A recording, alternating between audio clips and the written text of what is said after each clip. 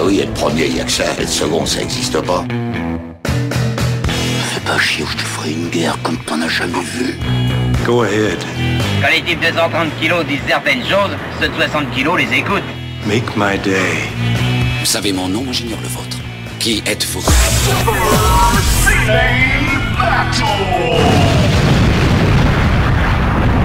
Le second, c'est un con. Super Ciné Battle, c'est le podcast où nous établissons le classement ultime du cinéma. Nous prenons vos listes que vous nous adressez pour les classer du meilleur au pire afin d'obtenir la liste ultime.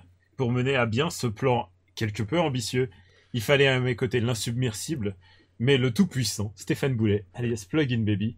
Allô papa, m'entendez-vous? Eh oui Daniel, je t'entends parfaitement de l'autre côté de la France. Voilà, je t'entends très bien, je suis très content d'être là. Bonsoir à Daniel, bonsoir à tous. Bonjour, peu importe quand vous écoutez ce podcast. Salut papa, moi je suis Daniel Andreev, Camille Robotics sur Twitter, et vous êtes en train d'écouter le 4e épisode de Super Ciné Battle. J'espère que tout va bien pour toi. Bah écoute, tout va bien pour moi, tout va très bien. Je tenais juste à rectifier une petite erreur que j'ai commise à l'encontre de notre ami René Manzor, qui effectivement a fait d'autres films au cinéma, mais dans mon souvenir, c'était comme 36-15 Père Noël, mais c'était tellement pourri que je croyais que c'était des téléfilms en fait. Donc d'où mon erreur pieuse de la dernière fois, je regrette. Pardon à René Manzor, et pardon à toutes les erreurs parfois factuelles qu'on peut faire, oui. Parce que, faut le dire, toi tu prépares rien. Voilà, c'est ça, l'astuce c'est que comme je découvre les films au moment de l'enregistrement, bah, il se peut qu'effectivement il y ait des trucs qui m'échappent ou que, voilà, bon, je ne suis plus tout jeune, n'est-ce pas, oui. Voilà, je confonds certaines notions. On est dans la spontanéité Exactement. De notre passion, on va dire. Et moi je me documente assez peu quand même pour garder voilà, c'est la spontanéité du truc. On tient à vous remercier, vous êtes de plus en plus nombreux à nous suivre, ça nous touche énormément. Et ça se sent au niveau des listes, on atteint les 300. Ouais, 300 listes, incroyable quoi. Rien que pour les années 80, ouais. On tape de passer dans les années 90 quand on aura dépassé la centaine. Ouais. Comme ça, et puis on reviendra dessus, hein, y a pas de souci. Il n'y a pas de problème là-dessus, ouais. Pour nous faire parvenir des listes, c'est comme d'habitude, c'est toujours aussi simple. C'est 3 films par liste. Attention, c'est bien 3 films par liste parce qu'il y en a qui m'ont envoyé genre une liste par ligne, enfin plutôt un film par ligne et genre 70 lignes quoi. Non, c'est 3 films par liste. C'est adorable, c'est adorable, mais genre je peux pas faire la piochage quoi, tu vois. C'est ça. Un titre si vous voulez, vous la donnez parce que c'est pas mal d'avoir un super titre et vous nous l'envoyez à supercinébattle@gmail.com. Et voilà, et j'arrive encore à avoir des listes avec des films inédits. Je m'en garde à chaque fois pour chaque émission en fait, parce que on essaye quand même d'avoir un équilibre entre blockbuster, films de genre, enfin tu vois. Voilà, d'avoir un peu de tout quoi, malgré tout. Ouais, qu'on touche un peu à tous les genres. S'il y a doublon, on zappe. Et comme vous le savez peut-être, on s'étend de l'année 1980 à 89. Donc sans plus attendre, on va commencer Super Ciné Battle. Ah, j'ai hâte. Et juste un petit rappel, tu regardes bien notre liste. En tout en haut, oui. Meilleur film des années 80. Évidemment, l'inératable Robocop de Paul Verhoeven. Robocop.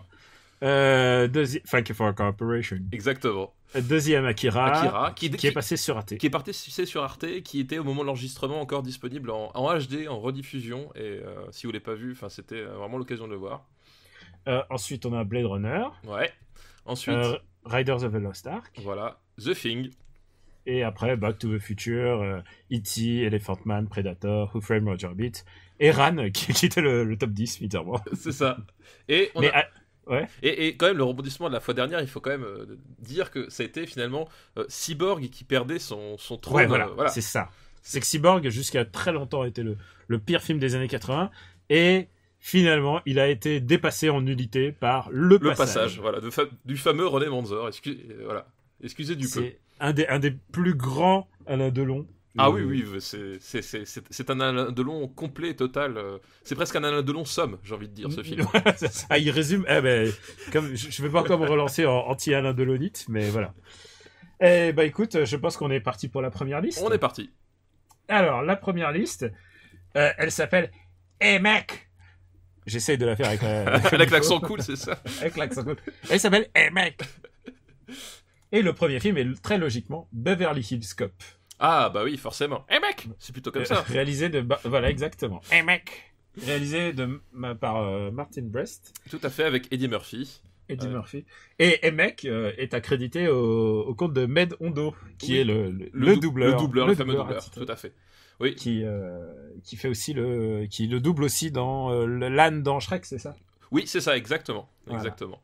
Et donc, le flic de Beverly Hills, c'est l'histoire d'Axel Foley, flic de Détroit, dont un de ses copains se fait buter. Et, la piste remonte jusqu'à Beverly Hills. Et voilà, tout joue sur le choc des cultures entre un flic noir de Détroit qui débarque à Beverly Hills avec des flics tout blancs, voilà, dans une ville pleine de fric. Voilà, c'était la révélation d'Eddie Murphy, en tout cas en France, ce film, parce que les Américains le connaissaient déjà du Saturday Night Live et de toutes les comédies qu'il avait pu faire à la télé, mais voilà, c'était le phénomène. Il est déjà une superstar, mais c'était Voilà, une c'est star de stand-up. une star de stand-up aux États-Unis. Enfin, tu vois, en France, c'était, enfin, à l'époque, aujourd'hui, c'est plus pareil, mais à l'époque, c'était pas le genre de truc qui traversait facilement la Manche. Et voilà, c'était, en tout cas, de l'autre côté de l'Atlantique, c'était la découverte du phénomène d'Eddie Murphy, quoi. Ça l'a sacralisé. Ouais. Voilà. Le projet a été proposé à toutes les stars du moment, en fait. Oui, c'est Genre, il a été proposé à Stallone, il a été proposé à Mickey Rourke. Et c'est marrant parce Ah. qu'aujourd'hui, c'est un truc, Ouais. tu peux pas imaginer le flic de Beverly Hills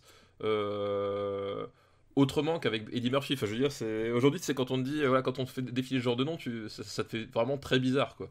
Et c'était un vrai pari de mettre. Je crois que en tout cas de mon vivant, c'est la première fois qu'il y avait une star noire à l'écran, quoi. Enfin, En tout cas, sur un film, en tout cas, film hollywoodien. de ce calibre-là, quoi. C'était effectivement un pari qu'ils avaient fait, quoi.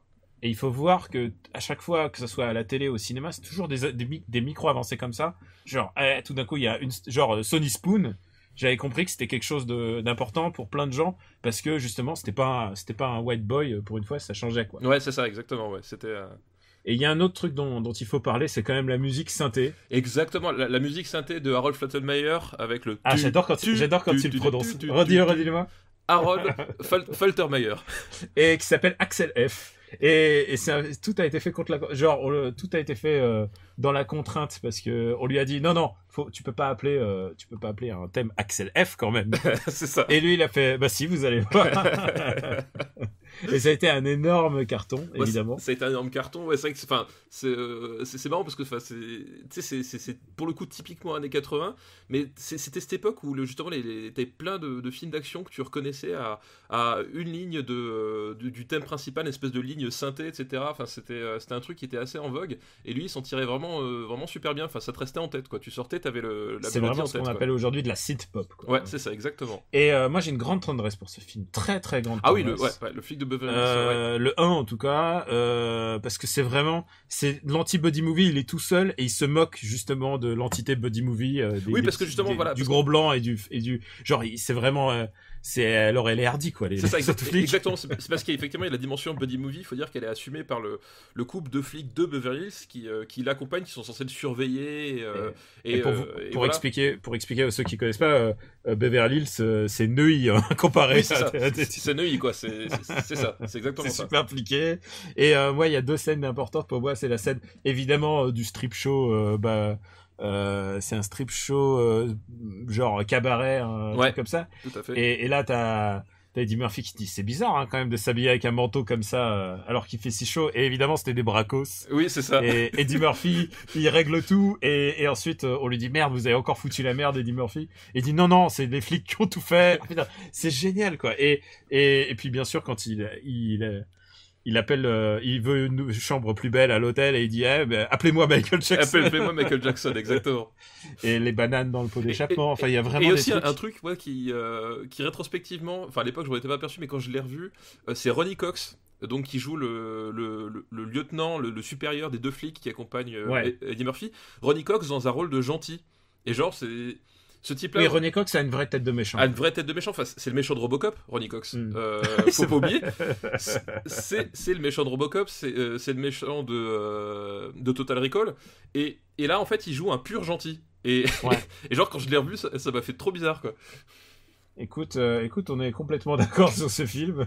Et rien que d'en parler, j'ai la musique qui résonne en tête. Ouais, et je pense qu'on peut le classer très haut.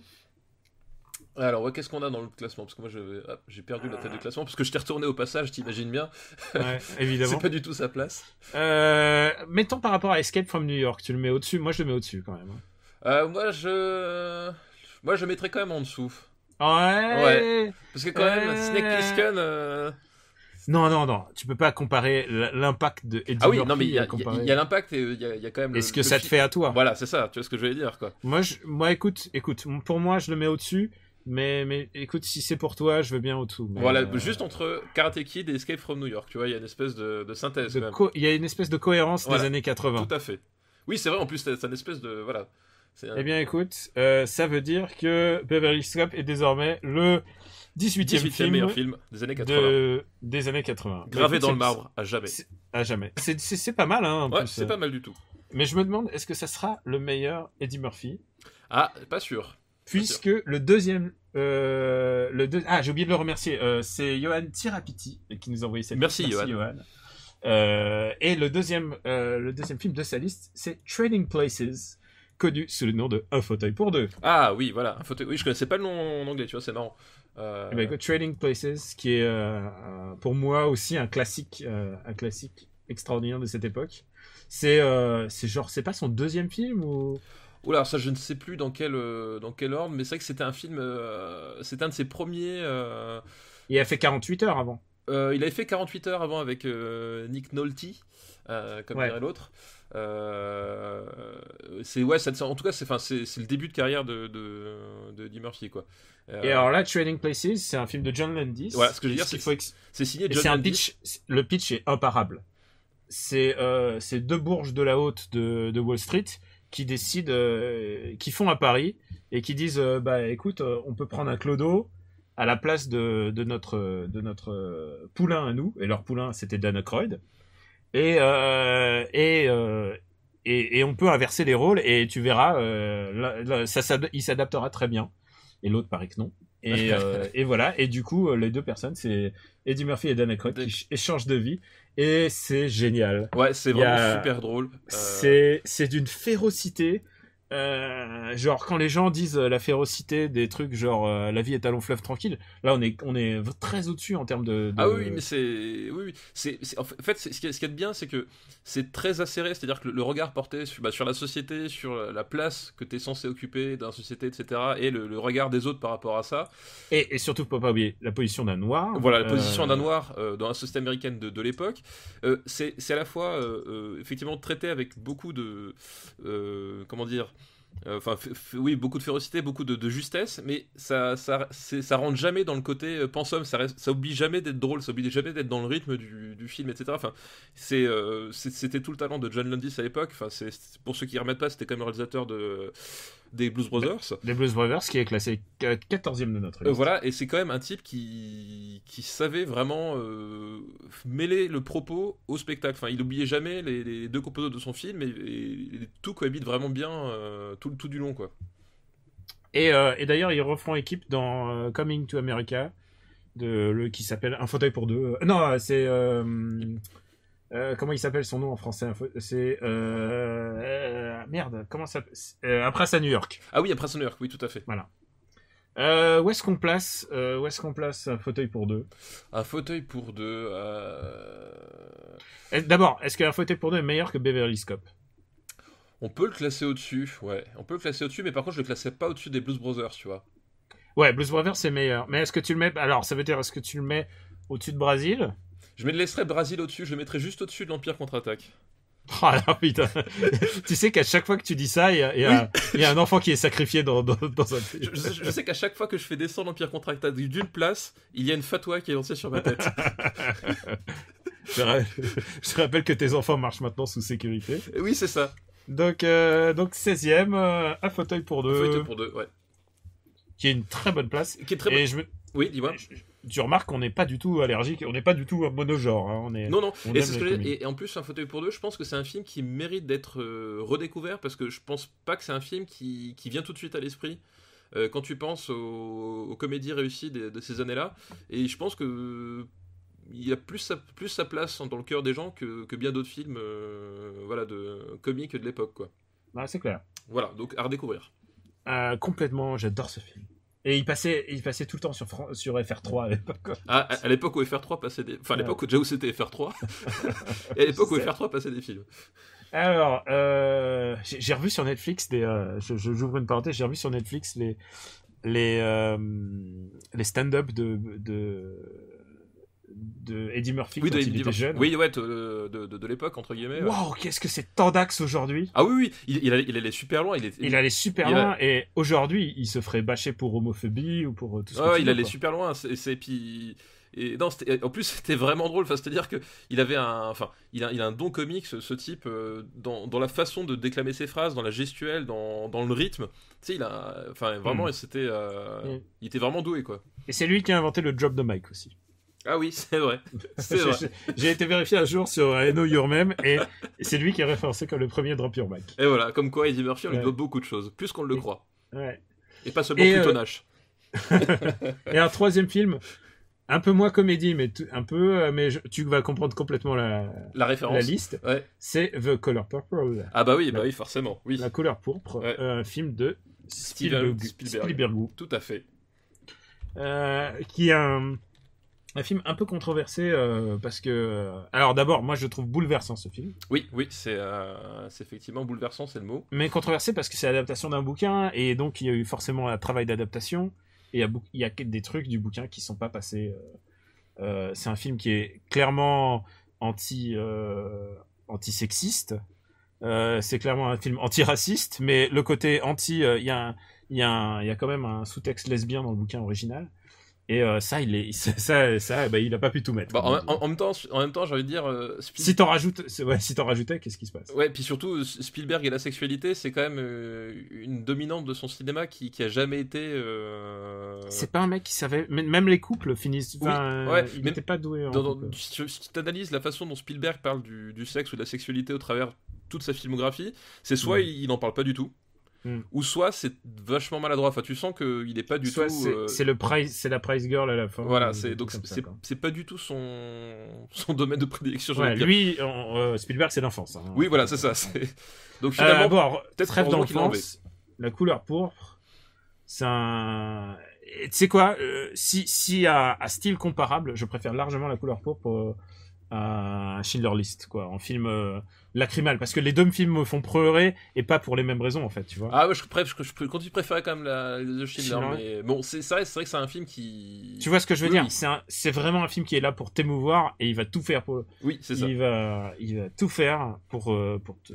Mais ça peut te bouleverser. Ça peut être aussi un peu le souci que tu peux y voir parfois, c'est-à-dire que pour beaucoup, et c'est vrai que Spielberg était pas forcément en tout cas était pas forcément un réalisateur qui prenait beaucoup de gants, et avec le style, quand il joue sur la carte de l'émotion, ce film-là, parfois tu peux dire que bon, il en fait peut-être un peu trop par moment aussi, tu vois.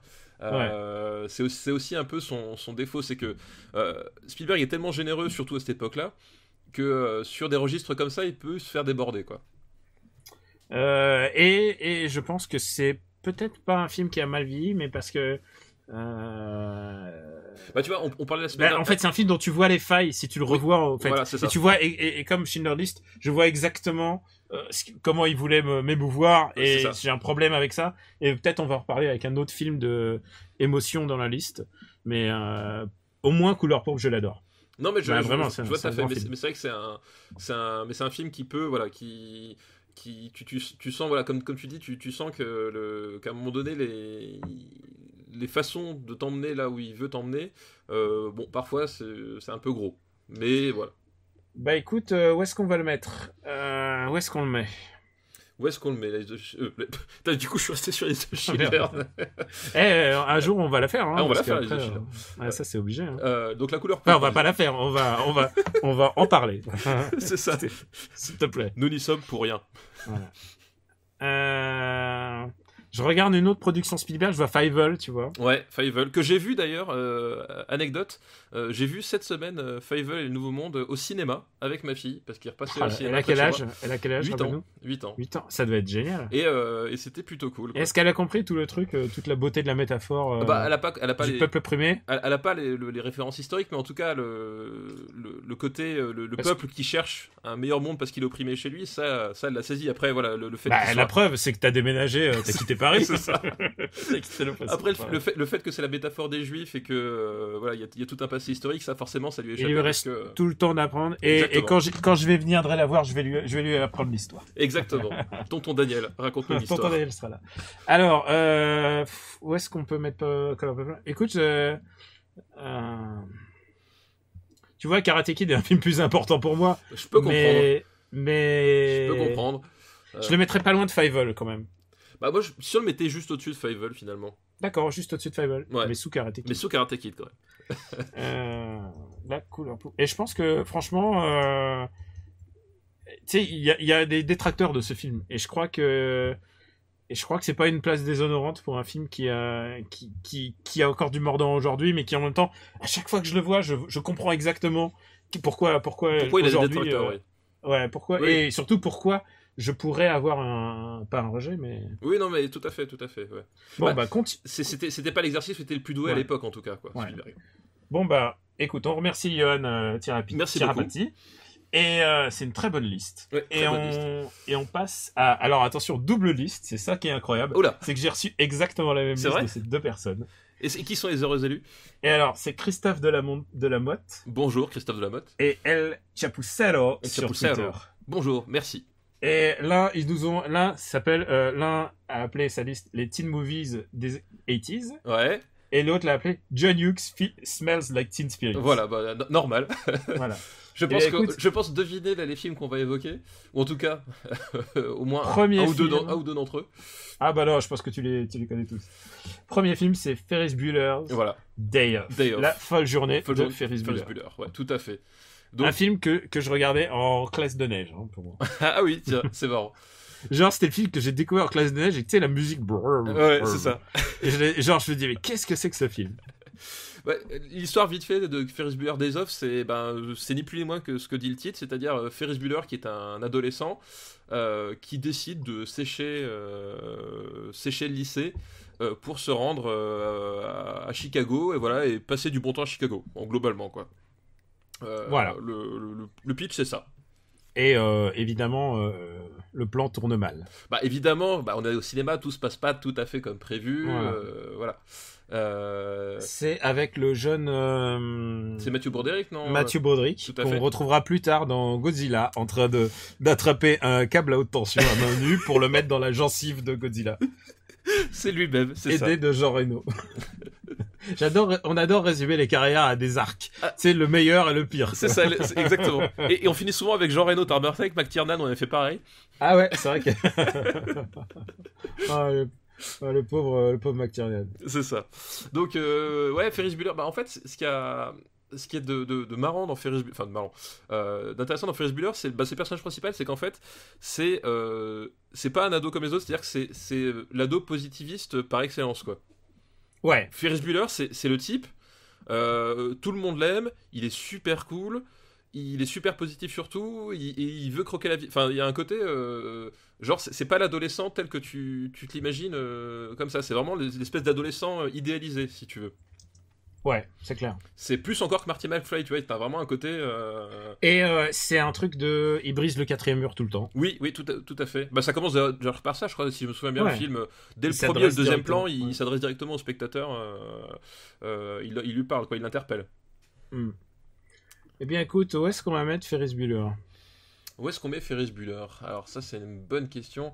Quand même assez haut, malgré tout, Ferris Bueller Days Off. Alors, il faut dire que John Hughes, qui était un réalisateur pas décrié, mais extraordinairement sous-estimé, Oui, ouais, tout à fait. qui a fait d'énormes succès commerciaux, il s'est complètement éloigné à un moment de la réalisation. Il n'a pas réalisé après une certaine date. Et alors qu'il a fait vraiment des le mot est pas classique, c'est pas des classiques, mais c'est des films qui ont marqué C'est une des génération milestones, de personnes. milestones en fait, parce que Voilà, c'est exactement ça, c'est des milestones. John Hughes, en fait, effectivement, enfin comme tu dis, il faisait des cartons commerciaux et il faisait des films qui s'intéressaient à l'adolescence et donc forcément. Dans une certaine optique du cinéma intellectuel ou d'élite, c'était des sujets. Déjà, le succès, c'est mal vu, et le sujet, c'était pas des sujets que tu pouvais traiter sérieusement en fait. Alors que lui, c'était tout le contraire. C'était un des premiers qui a réussi à porter la caméra avec une vraie justesse sur l'adolescence, parce que même si par exemple Ferris Bueller, là c'est vraiment l'adolescent idéalisé, c'est pas du tout l'adolescent typique, c'est l'adolescent que t'as envie de côtoyer en fait. Ça raconte l'histoire du pote que t'as envie d'avoir. C'est clairement ça. Et t'as le regard avec Cameron dans le film, qui lui au contraire est un personnage qui doute sans arrêt, qui a besoin justement de Ferris Bueller, et Ferris Bueller il est là pour lui, enfin tu vois, et c'était ça vraiment la force du film, c'est que c'est les gens parlent de feel good movie, c'est ça, enfin c'est vraiment le film qui te tracte vers qui te fait dire que être ado, il y a des trucs qui vont pas, mais à un moment donné tu peux aussi trouver des ressources parmi tes potes, quoi. C'est pas ce propos, c'est pas que c'est pas si dur d'être ado, c'est que tu peux aller au-delà. Voilà, exactement, c'est exactement ça. C'est vraiment ça. C'est ouais, il y a des fois c'est gars, mais tu peux voir la vie sous un autre angle parce que t'es encore ado et t'as encore la possibilité de le faire. Et ça, c'était un truc. Enfin, c'était un des premiers ou peut-être même le premier à montrer ça de façon aussi juste et aussi exaltante, quoi. Ouais. Et alors j'ai dit qu'il faisait pas, c'est pas des classiques, il y a des classiques clairement, et on va les voir après dans la liste. Et là je regarde où est-ce qu'on va le mettre aujourd'hui. Où est-ce qu'on le met on le met quand même au-dessus d'Over the Top. Attends, rigole pas. On le met au-dessus d'Over the Top, d'accord. Non, mais même je suis d'accord, mais tu vois, je vois The Goonies, Fievel, Couleur Pourpre, quelque chose là-dedans, quoi. Ah, moi je le mettrais quand même. C'est vrai qu'autour des Goonies c'est pas mal. Il y a un côté... il y a un truc qui se polarise autour de Il y a un truc qui se polarise parce que les Goonies c'est l'enfance, etc. Écoute, à côté sous Goonies, mais à côté de Meaning of Life, et je trouve que tout à fait. Ça ne dénature pas du tout le message. Le message et l'œuvre, effectivement, je pense que c'est sa bonne place entre les Goonies et le sens de la vie. Finalement, Ferris Bueller, le sens de la vie, tu vois, il y a comme une évidence. Ouais, c'est clair. Et écoute, c'est acté. Deuxième film. Après, c'est les mêmes listes, donc c'est facile. Deuxième film, c'est un authentique classique. C'est Breakfast Club. Breakfast Club, ouais, tout à fait. Alors donc, toujours de John Hughes. Toujours de John Hughes. L'histoire, c'est 5. Oui, c'est ça, ils sont 5. Ouais, ils sont 5. 5 adolescents qui se retrouvent collés ensemble au lycée. Et ils sont très différents. Voilà, et en même temps, ils vont se serrer les coudes. Voilà, c'est ça. C'est exactement ça. C'est-à-dire qu'ils sont très différents de base. T'as une fille de Bourges. T'as une espèce de geek un peu bizarre. Il y a le geek intello, il y a le bad guy. Le bad guy, le rocker, qui est joué par Emilio Estevez. Ouais. Il y a l'athlète, si je me souviens bien. Voilà, il y a tout à fait. Et donc, ces 5 personnages-là qui sont collés ensemble, ils vont se retrouver forcés de cohabiter. Il y a aussi un personnage de la fille qui est l'outcast un peu. Oui, tout à fait, voilà, exactement. Et qui est très importante dans l'équilibre du loge. Voilà, exactement. Et du coup, ils vont être obligés de se connaître parce que ils sont coincés là dans cette pièce pendant toute la durée du film. Et au final, ils apprennent finalement, au-delà de leurs différences apparentes, à se trouver des points communs. Et en fait, le sujet du film, c'est là pour le coup, c'est l'inverse. C'est vraiment c'est l'adolescence, c'est dur. Et voilà, le malaise adolescent. Comment est-ce qu'on le vit et qu'est-ce qu'on peut en faire, quoi. C'est ça le sujet du film, et ces 5 personnages-là vont découvrir que à travers, tu vois, la figure des adultes, c'est presque une figure fasciste. Et là, c'est le message inverse. Oui. C'est s'en sortir, c'est dur. Il y a une sortie, mais s'en sortir, c'est vraiment dur. Voilà, c'est ça. C'est que il y a un moyen de faire autrement, de s'en sortir, mais les mecs, ça va pas être simple, quoi. Et ils subissent et en fait, le propos, c'est qu'ils subissent à chaque fois la pression sociale de leur entourage respectif, de leur entourage respectif et de leurs conditions, puisqu'ils ont une condition, le sportif, il a des autres sportifs à côtoyer, et c'est ça qui est passionnant. Et surtout, ce qui définit par essence le film adolescent, c'est que c'est des archétypes dans lesquels on peut tous se reconnaître. Oui, tu peux tous, chacun peut trouver un personnage dans lequel il se reconnaît et trouver dans les autres personnages des choses qu'il a vécues ou qu'il a connues, etc. Enfin, t'auras forcément d'un personnage qui vont te rappeler toi et les gens que t'as fréquentés, en fait. T'as un microcosme qui se forme, en fait, vraiment tout seul et de façon naturelle dans le film.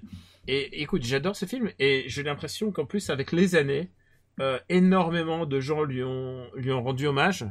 C'est vraiment un film qui a eu une deuxième vie presque, parce que énormément de gens ont calqué le modèle de déroulement du film. Oui, tout à fait. Un peu de la manière dont Rashomon s'est fait piller. Oui, c'est ça. C'est le Rashomon du film du teen movie, en fait. C'est le Rashomon du teen movie. Tout à fait. Oh putain. C'est Breakfast Club, mais on peut pas le résumer autrement. C'est le Rashomon du teen movie, quoi. Et on le retrouve on l'a retrouvé genre les exemples, genre que ça soit Dawson, que ça soit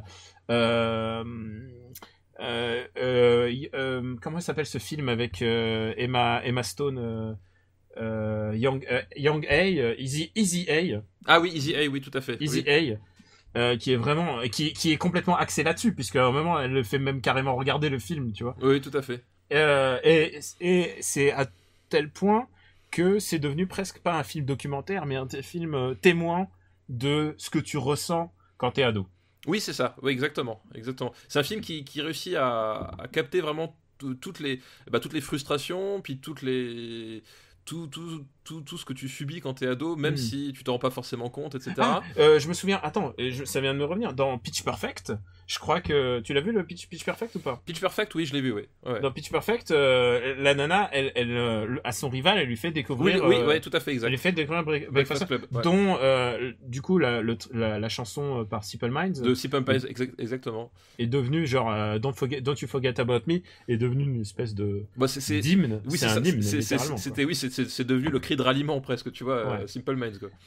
Pour toutes ces raisons, je pense qu'on va bien classer ce film. Ah bah oui, non mais honnêtement, et en plus, comme tu dis, ça fait partie de ces films à vraiment à redécouvrir, qui se bonifient vraiment avec le temps, parce que ah ouais, c'est vraiment très ils vont au-delà au-delà de Simple Minds, au-delà du look rock typiquement années 80 machin, du personnage. Finalement, au-delà de cet aspect primaire, t'as vraiment des personnages qui existent.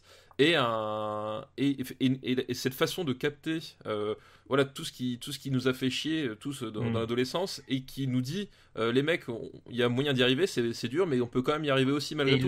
Il le fait surtout sans être racoleur et sans, tu sais, genre sans complaisance, quoi. Cette famille c'est la tienne. Non, c'est pas ça du tout. Ouais. Il te dit ils sont fucked up à leur manière, et toi tu l'as été sans doute aussi. Exactement. Et tu l'es peut-être en ce moment. Et justement, et c'est un film c'est un film réalisé par un adulte, mais c'est pas un adulte qui regarde ces adolescents avec un regard d'adulte, de sanction ou de quoi que ce soit. C'est un film réalisé par un adulte qui se rappelle et qui se met au niveau de ses adolescents, et qui se rappelle, qui se met vraiment à leur niveau. Et ça c'est un truc, enfin t'as pas de condescendance, quoi. Et ça c'est génial. Ah non, mais pour toutes ces raisons, c'est le chef-d'œuvre de John Hughes. Clairement, oui, c'est sans aucun problème. Souci, ouais. Et c'est pour ça qu'on va le mettre assez haut. Oui, tout à fait. Écoute, je vois les alentours de Aliens, Ghostbusters, Blues Brothers. Écoute, on peut le mettre par exemple juste en dessous de Ghostbusters. Écoute, d'accord, c'est bon. Breakfast Club. Écoute, hop, ça fait une place de moins pour un passe travail. Je dis ça pour la sécurité de ta famille. Écoute, ça fait qu'il est 14e meilleur film de tous les temps des années 80. Tu vas rire, je suis en sécurité parce que j'ai découvert par internet que j'ai près de chez moi, j'ai au moins 2 homonymes qui habitent près de chez moi, mais pas chez moi. Donc, en fait, je regarde tous les jours dans le journal, si eux meurent, je sais qu'on me cherche, tu vois. Et il y a un mec qui veut passer dans toutes les maisons qui fait Sarah Connor. C'est ça. Stéphane Boulet. Bon, et troisième film de la liste de nos amis Chapucello et Christophe Delamotte, c'est Weird Science, évidemment. Bah oui, forcément, du coup, c'était le troisième. Qui s'appelle Une créature de rêve. Une créature de rêve, tout à fait, c'est ça. Et oui, vas-y. Non, toi, vas-y, je t'en prie, Daniel. Bah écoute, c'est le rêve de tout un chacun. C'est ça. puisque c'est l'histoire d'une fille robot qui naît elle est quoi, d'une cassette vidéo? Non, c'est parce que j'ai une tendance. Le problème de ce film, c'est que j'ai une tendance à le confondre avec la série qui est... oui, avec Nom de Code Lisa, du coup, la fameuse... Nom de Code Lisa, la fameuse série. Et aussi, parce que ça a fait naître tellement d'archétypes, ça a fait naître aussi le syndrome Video Girl Eye. Oui. C'est la fille de tes rêves qui débarque... ouais. Je crois qui débarque. Dans mon souvenir, c'est pas un programme... Enfin, c'est un programme informatique, en fait. Ils la font comme le monstre de Frankenstein. Voilà, en fait. c'est ça. Il la programme dans un ordinateur. Ouais, tu vois, moi, cassette vidéo, j'ai tout de suite pensé à la Video Girl Eye, alors que pas du tout. Eh ben écoute, évidemment, c'est pas aussi bon que Breakfast Club. C'est pas aussi bon. Bah déjà, c'est pas aussi profond. On est plus dans le. Là, pour le coup, on est plus dans c'est un gag. Voilà, on est plus dans le gag, plus dans le délire, dans le fantasme finalement. On reste toujours dans l'adolescence, mais c'est un film qui allait écrire littéralement toute la sexualité du Japon pour les 30 années à Ah non, mais venir, bien sûr, non, mais même. puisque le coup de la femme rêvée, c'est exactement le Lolita, C'est le Lolicon, c'est ça, c'est c'est ce qui a drivé finalement les scientifiques japonais dans la construction de leurs robots anthropomorphes. Tu regardes aujourd'hui, la moitié des robots anthropomorphes qu'on a, c'est des nanas qui correspondent à des canons de beauté. Donc tu vois que globalement, effectivement, il a participé de manière au moins indirecte à façonner toute une partie de la culture occidentale aujourd'hui, quoi. Mais écoute, je sais pas si on peut s'attarder trop là-dessus. Moi, je l'aime beaucoup moins. Je me souviens juste qu'il y a Robert Downey Jr. en très très jeune. En très très jeune, c'est ça, exactement. Et il fait plus naturel que dans Civil War. Tu sais, quand il avait rajeuni, tu sais. Ah oui, bah c'est vrai.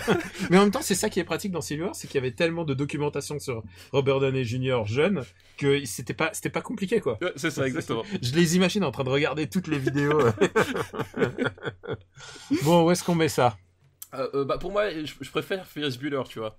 Non, je regarde beaucoup plus bas quand même. Ouais. Oui, c'est quand même pas du tout la même importance. Tu vois, je regarde le tableau, je préfère regarder Willow que celui-là. Oh bah écoute, ça me va.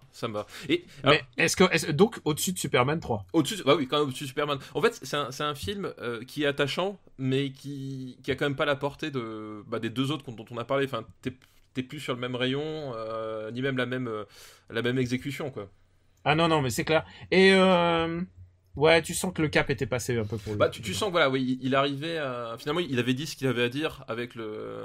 Pourtant, c'est un film de 85 quand même. Bah oui, mais tu sais, le mojo d'un artiste, ça s'épuise vite. Ouais. Mais écoute, c'est pas mon Joe préféré. mais être classé devant Papy fait de la résistance, c'est déjà pas mal. C'est un bel honneur que nous lui faisons. Voilà. Bah écoute, on remercie à la fois El Chapucero et Christophe Delamotte pour la même liste qui est très bonne. Ouais, très, très bonne inspiration. Oui. Alors, écoute, ça faisait longtemps qu'on n'a pas eu une liste d'un pote. Et alors, Greg, mon ami Greg, de Gaijin Dash. Ah oui, le vendeur de comics book japonais, c'est ça. De mangas. Et très bon par ailleurs. M'a envoyé une liste qui s'appelle Film dont le héros bosse plus de 35 heures par semaine. Qu'est-ce que c'est que ce nom de liste? Et alors, et là, son premier film est L'aile ou la cuisse. Oh putain. Alors, L'aile ou la cuisse, m'a extraordinairement marqué. Je l'ai vu des milliards de fois. L'aile ou la cuisse, c'est le premier de Funès que mes enfants ont vu. Ils l'ont pas vu en entier. Mais la fin est super flippante. Oui, mais justement, ils sont tombés sur la séquence de fin qui se passe dans une espèce d'usine de je sais plus ce que c'est. D'usine de poulet. D'usine de poulet, c'est ça. D'usine de poulet. Enfin, il fait pas que des poulets, mais moi je me souviens comment les poulets ça arrive et en fait. Il faut le dire que c'est un film d'une génération. C'est à l'époque de la malbouffe quand même. Et c'est l'histoire de De Funès qui est un gastronome français. Et il essaye de et son poulain, c'est son fils qui est joué par Coluche. Déjà, il faut admettre ça. C'est ça, la filiation, la suspension d'incrédulité, déjà, faut déjà la passer à ce niveau-là, quoi. Ouais. Et en fait, ça passe, hein, en fait, ça passe assez bien. Et donc, du coup, il lutte pour la gastronomie. Et donc, je connais vraiment bien ce film.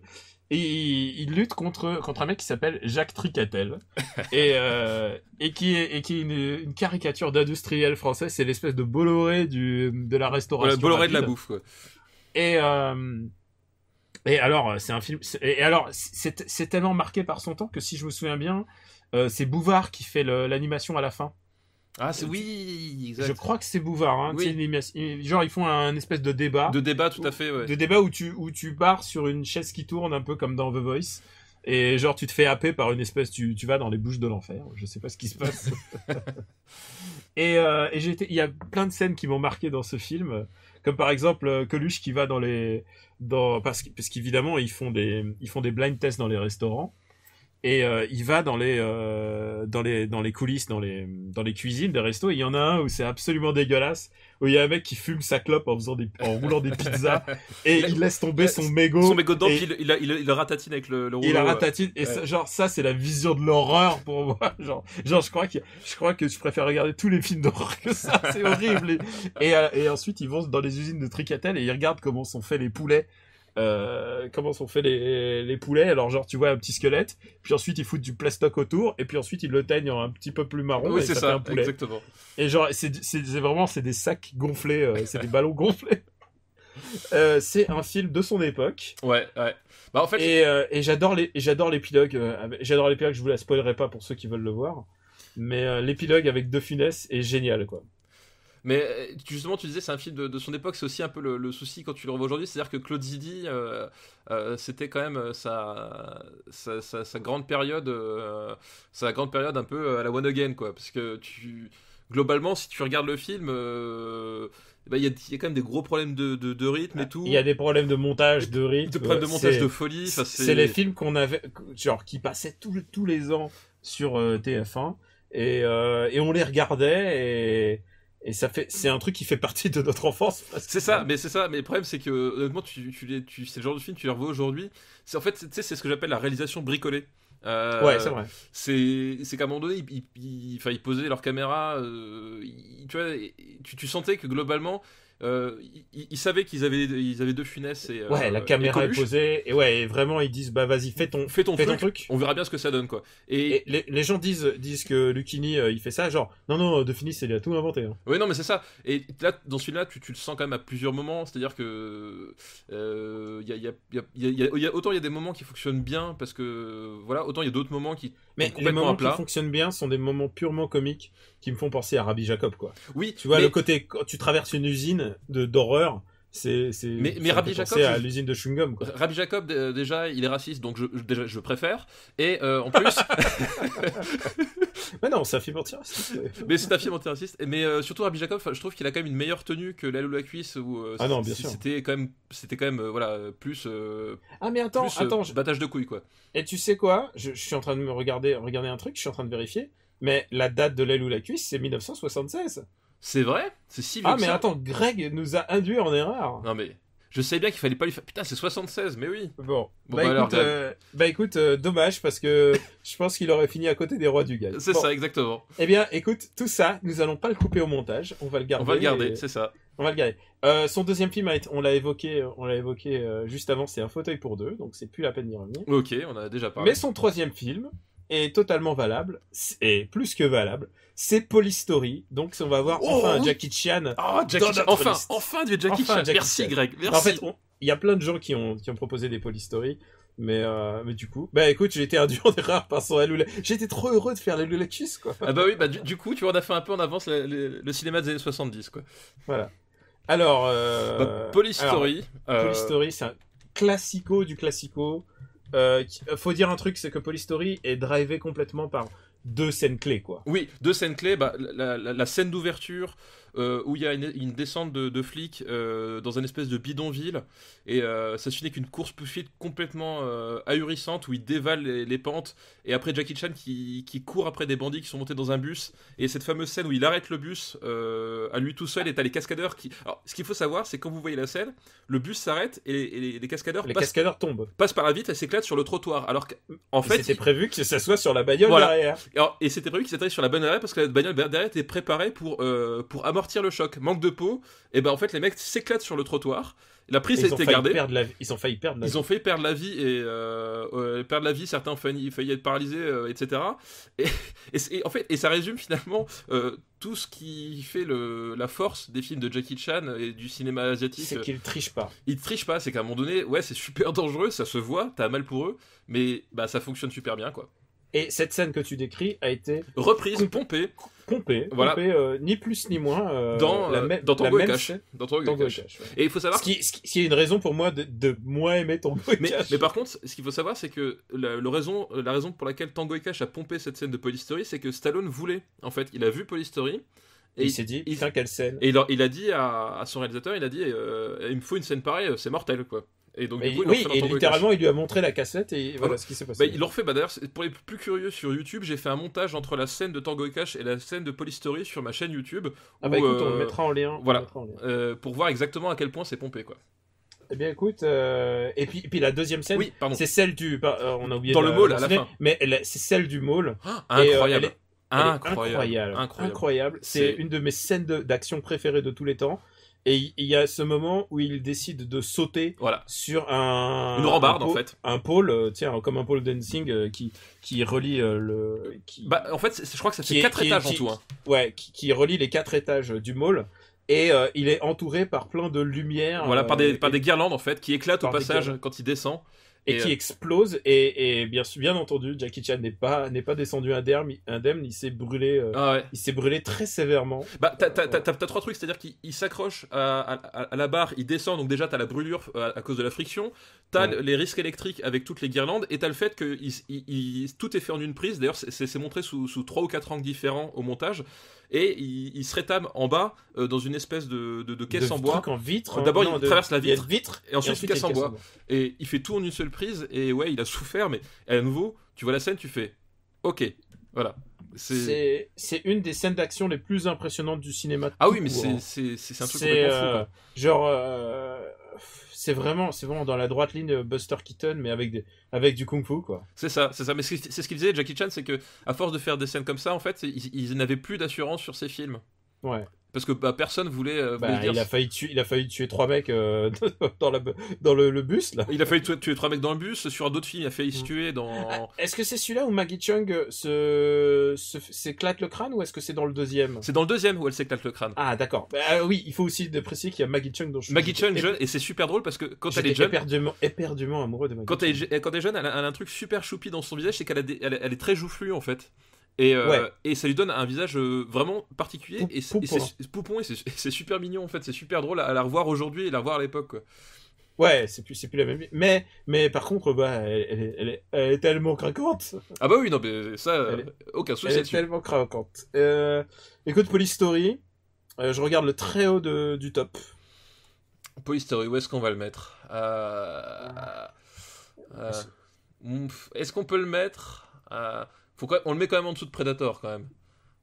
Mais ah si, quand même. Je le mets... Ok, d'accord, mais sous Predator. Alors juste sous Predator, mais Police Story. Mais parce que peut-être que tu préfères Police Story 2 ou 3 encore. Hein. On ne sait pas. Ça sera peut-être... c'est ça le débat d'un autre. Mais après, le problème, c'est que je crois que le 2, ça doit être 87 ou un truc comme ça. Et après, tous les autres, c'est dans les années 90. Donc, donc ça va. Donc écoute, on y reviendra. Mais parce que Police Story 3... je veux pas spoiler, mais Police Story 3... je suis dinguissime de ce film. Moi aussi, c'est mon préféré. Voilà. je le dis. Écoute, moi j'aime bien aussi mais après le problème c'est la comptabilité. Il y a New Police Story. Oui, parce que on va pas rentrer dans les détails, mais il y a des films qui appartiennent à Police Story, mais dans lesquels il n'y a pas Police Story dans le titre. Enfin, c'est la continuité de cette série est vraiment bordélique, quoi. Ouais, et puis ensuite ils ont continué à appeler les trucs Police Story. Oui, alors ça n'a plus rien à voir. Enfin, le truc où Jackie Chan il vomit dès la première scène, j'ai fait oh là, this is not my Jackie Chan, not in my name. C'est dans les années 2000 où il a recommencé à faire les New Police Story avec des jeunes, etc. Où c'était ni le même esprit, ni même le même... Ouais, c'était plus hard-boiled et tout ça. C'est ça. Enfin, non, en fait, le début est super hard-boiled, alors les 20 ou 30 premières minutes sont super dramatiques, et puis ensuite, c'est Jackie Chan qui fait « Wow, c'est ça. tomber !» C'est ça. Mais écoute, Police Story, le 10e... meilleur film des années 80. Ah. Et il a échappé à... Genre, Predator a eu chaud aux fesses. C'est ça, Predator a eu chaud aux fesses.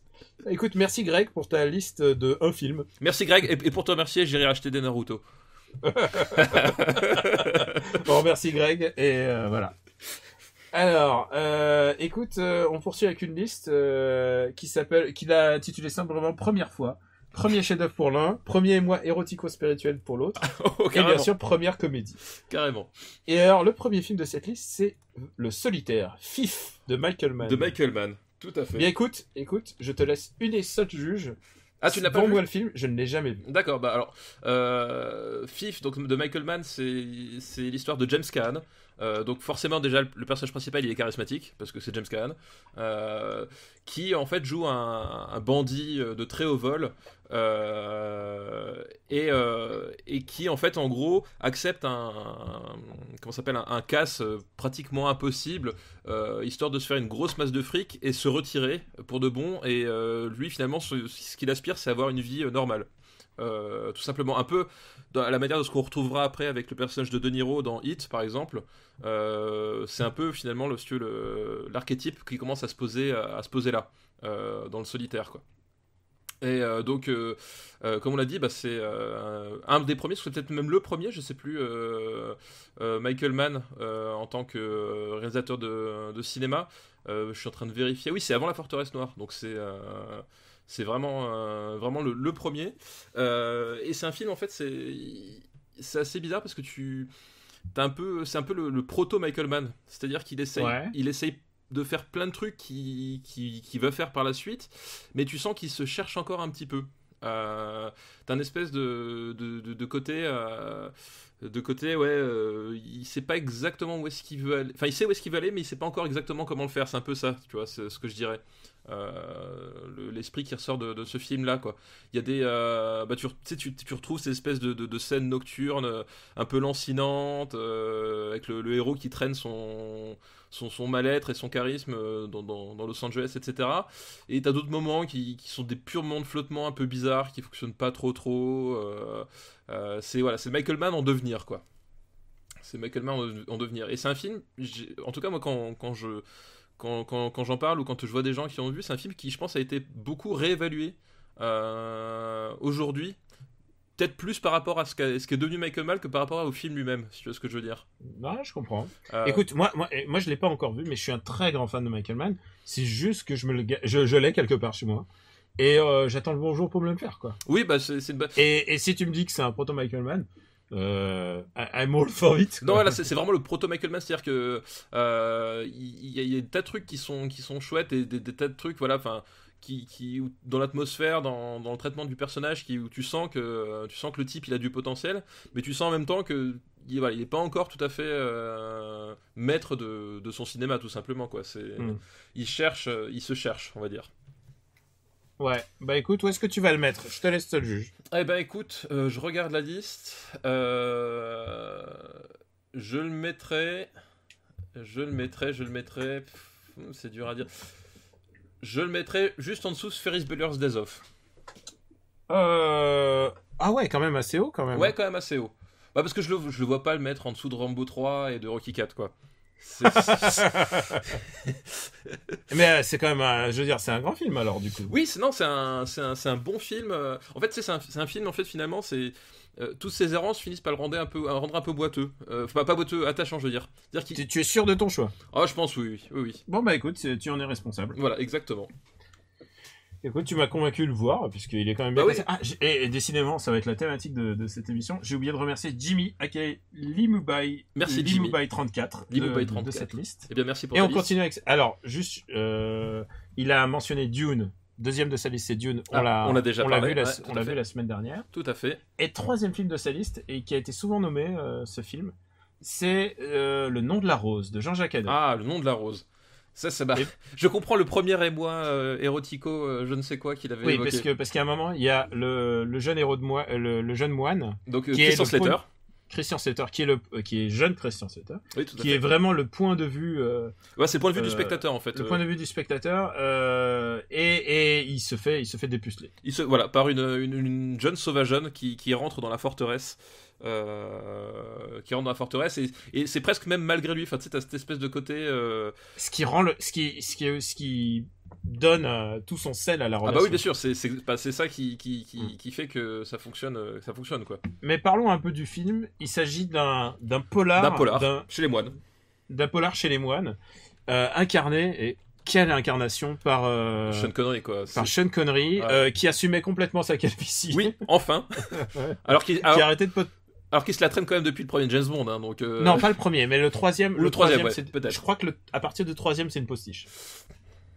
Et puis après, tu sais, dans le truc avec Haute Voltige, là, il met des postiches.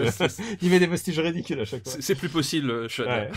Et donc, il est littéralement, il est le personnage il joue William de Baskerville, qui est une évidente référence à Sherlock Holmes, évidemment, puisque c'est un Sherlock Holmes du 15e siècle ou du non, c'est 13e siècle. Non, voilà, je crois que c'est le 14e parce que c'est l'Inquisition. C'est l'Inquisition, c'est ça. Et en fait, c'est un moine, justement, et le fait de le placer à l'Inquisition, c'est que c'est un moine donc qui a foi en Dieu, mais qui lutte contre l'obscurantisme par les apports de la science en fait. Ouais, il pense que par la tout raison. est explicable. Voilà. Dieu est suprême, mais tout est explicable sur Terre. Voilà, Dieu n'exclut pas la raison, et en fait, et ça, déjà dire ça, c'est déjà cool en soi. Ouais. Et voilà, et t'as tout ce rapport-là entre ce personnage-là qui, en fait, qui mène une véritable enquête et qui la construit avec le spectateur et qui se heurte aux peurs, aux manipulations, à l'obscurantisme, etc. Et qui, en fait, est face à un espèce de mur infranchissable qui est, pour le coup, de la pure déraison, quoi. Et, il est presque un bon vivant. Il est presque un bon vivant du. Enfin, presque il est vrai. Enfin, c'est pas bon vivant, mais c'est un mec.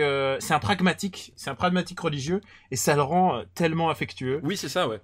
Et il y a un truc qui m'a toujours sidéré dans ces films, c'est la production value, quoi. C'est tellement beau. C'est un endroit où t'as envie d'être. T'as envie de visiter ce château. Oui, enfin, pas envie d'y vivre en tout cas. Non, mais t'as envie de le visiter.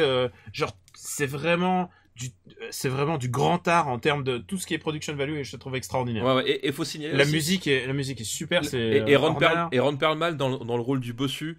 Il y a Ron Perlman, mais attends, il y a Ron Perlman, il y a Michael Lonsdale. Voilà, qui est génial aussi. Enfin, le mec qui joue Bernardo Guy est extraordinaire. Extraordinaire. Ouais, voilà. Et alors, il faut dire, c'est un film qui a été un flop à l'époque. Et alors, c'est vrai que c'est adapté d'un bouquin que j'adore, de Umberto Eco, tout à fait. Évidemment, il enlève énormément de subtitres. Umberto Eco, c'était quand même un grand intellectuel, et qui avait extraordinaire. Dans son bouquin, il y a énormément de lignes de lecture. Il y avait un côté politique. Il y avait beaucoup de théologie parce qu'il adorait ça.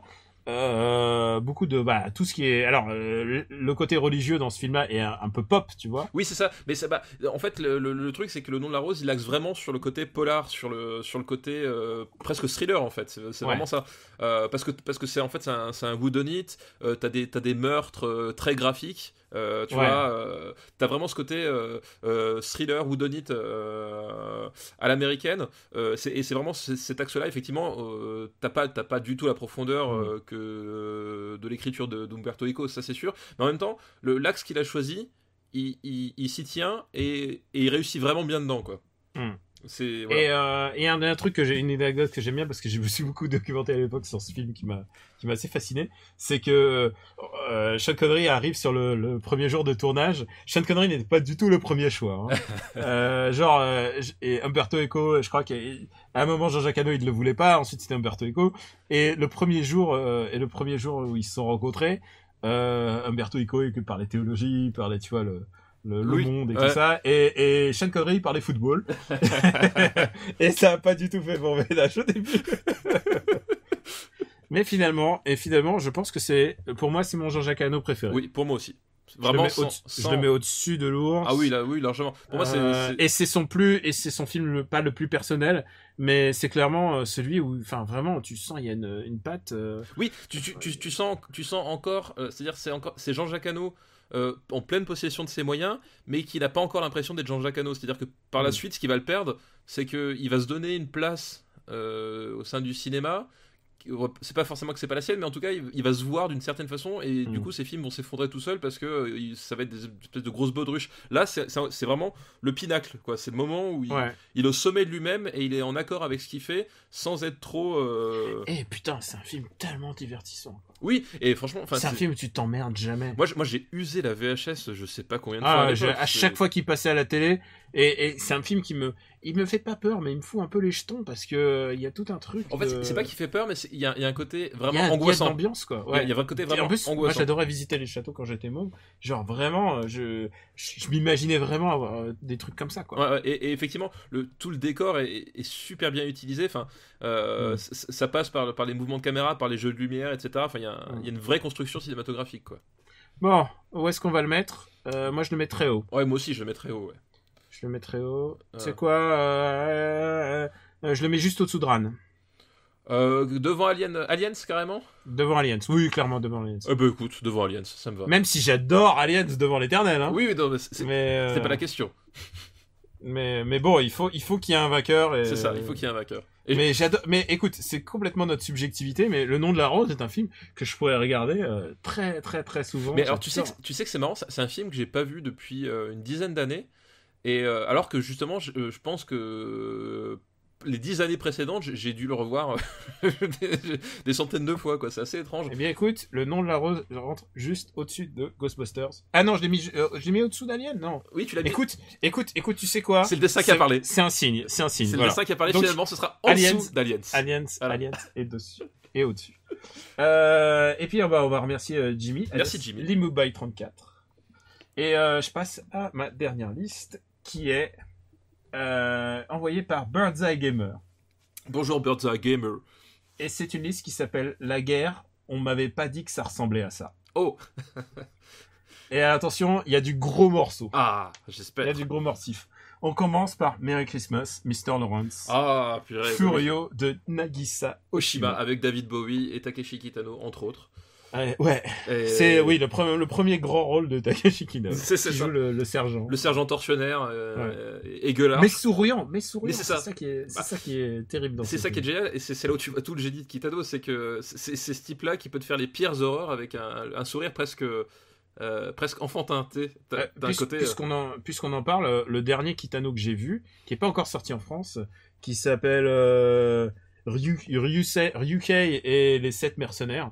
Les 7 henchmen, je sais pas quelle va être la traduction en français, et hilarant. C'est vraiment, si t'as l'occasion de te le voir en sous-titré, évidemment, je sais pas quand est-ce qu'il va sortir en salle, Ah bah écoute, surtout pas en Haute-Savoie, mais si t'as l'occasion, c'est le meilleur Kitano que j'ai vu depuis très très très longtemps. ah bah écoute, je le mets sur ma watchlist et j'irai me renseigner auprès du cousin d'Orient. Ah, ton cousin en Asie, C'est ça, le fameux cousin en Asie. qui t'enregistre des trucs sur sa VHS. Exactement, et qui Voilà. l'envoie par la poste. Alors c'est fastidieux, tu comprends Voilà. bien. Eh bien, écoute, Bah, que dire sur ce film extraordinaire, Bah, c'est- mais qui prend en plus une dimension particulière, puisque, Bah oui, parce que avec le décès de David Bowie. David Bowie, bah, c'est un film en fait. Déjà, c'est un film. Le personnage de David Bowie ne pouvait être incarné que par David Bowie. Ouais, c'est clair. C'est-à-dire que tout le film, bah, c'est dans un camp de prisonniers pendant la guerre. La guerre du Pacifique, un camp de prisonniers donc tenu par des Japonais avec des prisonniers anglais, Prisonnier de guerre. des prisonniers de guerre. Et donc, bah, déjà, t'as tout le rapport prisonnier, geôlier, etc. Et bah, le personnage de David Bowie, en fait, ce qui va se passer, c'est qu'il va troubler, pour ne pas dire plus, le lieutenant qui est chargé de diriger le camp. Et il va s'installer une espèce de relation entre eux, d'attirance, répulsion au début, et toute cette ambiguïté sexuelle, ça pouvait être que David Bowie qui pouvait l'incarner, quoi. Il faut dire un truc, c'est que pour beaucoup de gens, les camps de guerre étaient des camps de vacances, quoi. Tu connais la série Hogan's Heroes qui Oui. s'appelle Papa Schultz. Papa Schultz. Tout à Genre, fait. il y a plein de gens qui croyaient que les camps de guerre, c'était genre Papa Schultz, quoi. Ouais. T'as déjà vu un Papa Schultz? Genre, il joue, Bah, il joue au baseball. J'ai vu tous les Papa Schultz. Je suis un Ah, c'est grand vrai fan de Papa Schultz. Hogan's Heroes. Et bah écoute, et là, tout d'un coup, t'avais un truc qui est complètement brutal. Ouais, tout à fait. Et d'une violence inouïe. Et aussi sur l'amour Mais- que et- porte, et aussi- que porte le. Enfin, c'est pas le méchant. Non, Il obéit aux ordres. C'est même pas le méchant. Justement, parce qu'en fait, le vrai méchant, c'est Kitano qui fait vraiment le chien de garde, quoi. Ouais. Alors que le lieutenant, il a cette espèce de noblesse que tu retrouvais, c'est-à-dire que c'est Il est pas lieutenant, il est capitaine. le capitaine, pardon. Oh, excuse-moi. Moi, les grades de Ah, l'armée, tout à tu fait. sais, j'ai Mon grand-père était lieutenant Ouais, dans l'armée rouge. J'étais réformé P4, alors bon, tu vois. Et, en fait, lui, il a une espèce de noblesse, c'est-à-dire que il obéit aux ordres, c'est un soldat, c'est un temps de guerre, et finalement, il fait jamais ça par plaisir, quoi. Donc Ouais. et c'est ça qui rend le personnage intéressant, parce que si ça avait été juste une brute épaisse, finalement, en plus de Kitano, ça aurait pas fonctionné, Ouais. quoi. Et alors, il y a un truc qu'il faut le dire, c'est que Yonoi, il est incarné par Yuichi Sakamoto, qui fait aussi la musique. Ouais. Et je pense que c'est une de mes bandes son préférées Ouais. de tous les temps. Si vous avez l'occasion d'écouter effectivement le thème principal de comment il s'appelle en français déjà, c'est Furio, voilà. Furio. De Furio, la musique, elle est vraiment extraordinaire. Enfin, elle est d'une beauté. C'est un truc. C'est incroyable, quoi. C'est avec des envolées au synthé, Ouais, tout ça, c'est super. et à la fois aussi une musique un peu traditionnelle. Oui, t'as un côté asiatique, mais finalement très contemporain, pas au sens contemporain de son époque, c'est au sens contemporain. Voilà, c'est moderne, quoi. Il y a un côté, c'est vraiment beau. C'est la tradition et la modernité, si tu comme aiment le dire tous nos camarades journalistes de Gaijin Dash. Illustré. C'est vraiment ça.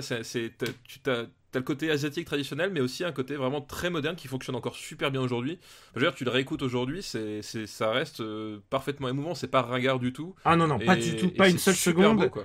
C'est d'une beauté, et évidemment, ça parle d'un amour impossible. Oui, voilà, tout à fait. Et entre deux hommes, et avec lequel Bowie joue, quoi. C'est ça, oui. C'est ça le truc. Et Bowie, Bowie joue l'ambiguïté, mais alors. De toute façon, genre, cette scène, la scène finale, je veux pas spoiler, quoi. Mais la scène finale, c'est même pas la scène finale, mais ce moment où Bowie se rend compte de son pouvoir et qu'il peut changer le cours des choses. Je me l'ai survu évidemment au moment où Bowie est décédé. Voilà, exactement. J'avais tweeté genre extraordinaire. Et justement, et Bowie, toute sa carrière, c'était ça, c'est-à-dire que c'était un homme qui aimait jouer avec les contrastes, avec l'image qui renvoyait et ses propres pulsions, ses propres désirs, et il avait conscience de qui il était. Enfin, David Bowie avait conscience de qui était David Bowie pour les gens, quoi. Et c'est pour ça que il est tellement à l'aise dans ce rôle-là, il est tellement parfait, il est tellement évident, tu vois. Ouais. Dans Furio, voilà. Écoute, je t'ai laissé Predator, mais là, je le mets très très haut, ce film, pour moi. Eh ben écoute, tu le mettrais où, du coup ? Je le mettrais au-dessus d'Elephant Man. Tu peux même le mettre au-dessus d'E.T. si ça t'amuse. C'est vrai, tu me le donnes ? Ouais, je te le donne au-dessus d'E.T., ouais. Ok, écoute, et on est d'accord que c'est le meilleur film de David Bowie ? Oui, clairement. Ouais, écoute, voilà. Il est juste au-dessous de Back to the Future, ce qui n'est pas, ce qui n'est pas une mauvaise place. Ce qui n'est pas une mauvaise place du tout. Et putain, à chaque fois que je revois ce film, il me fait frissonner, et pas dans le sens, tu vois, c'est pas un tire-larme. Non, c'est genre, je me dis, waouh, je suis en train de voir un truc extraordinaire devant moi, et un drame, et ces gens me touchent, quoi. C'est ça. Je suis touché par ces gens, et n'essaie pas de me survendre leur drame. Ouais, tout à fait. Et c'est pour ça que ce film fonctionne. Exactement. Et qui continue de fonctionner aujourd'hui. Enfin, je veux dire, c'est autant on parlait tout à l'heure de la couleur pourpre, on voyait de plus en plus les failles.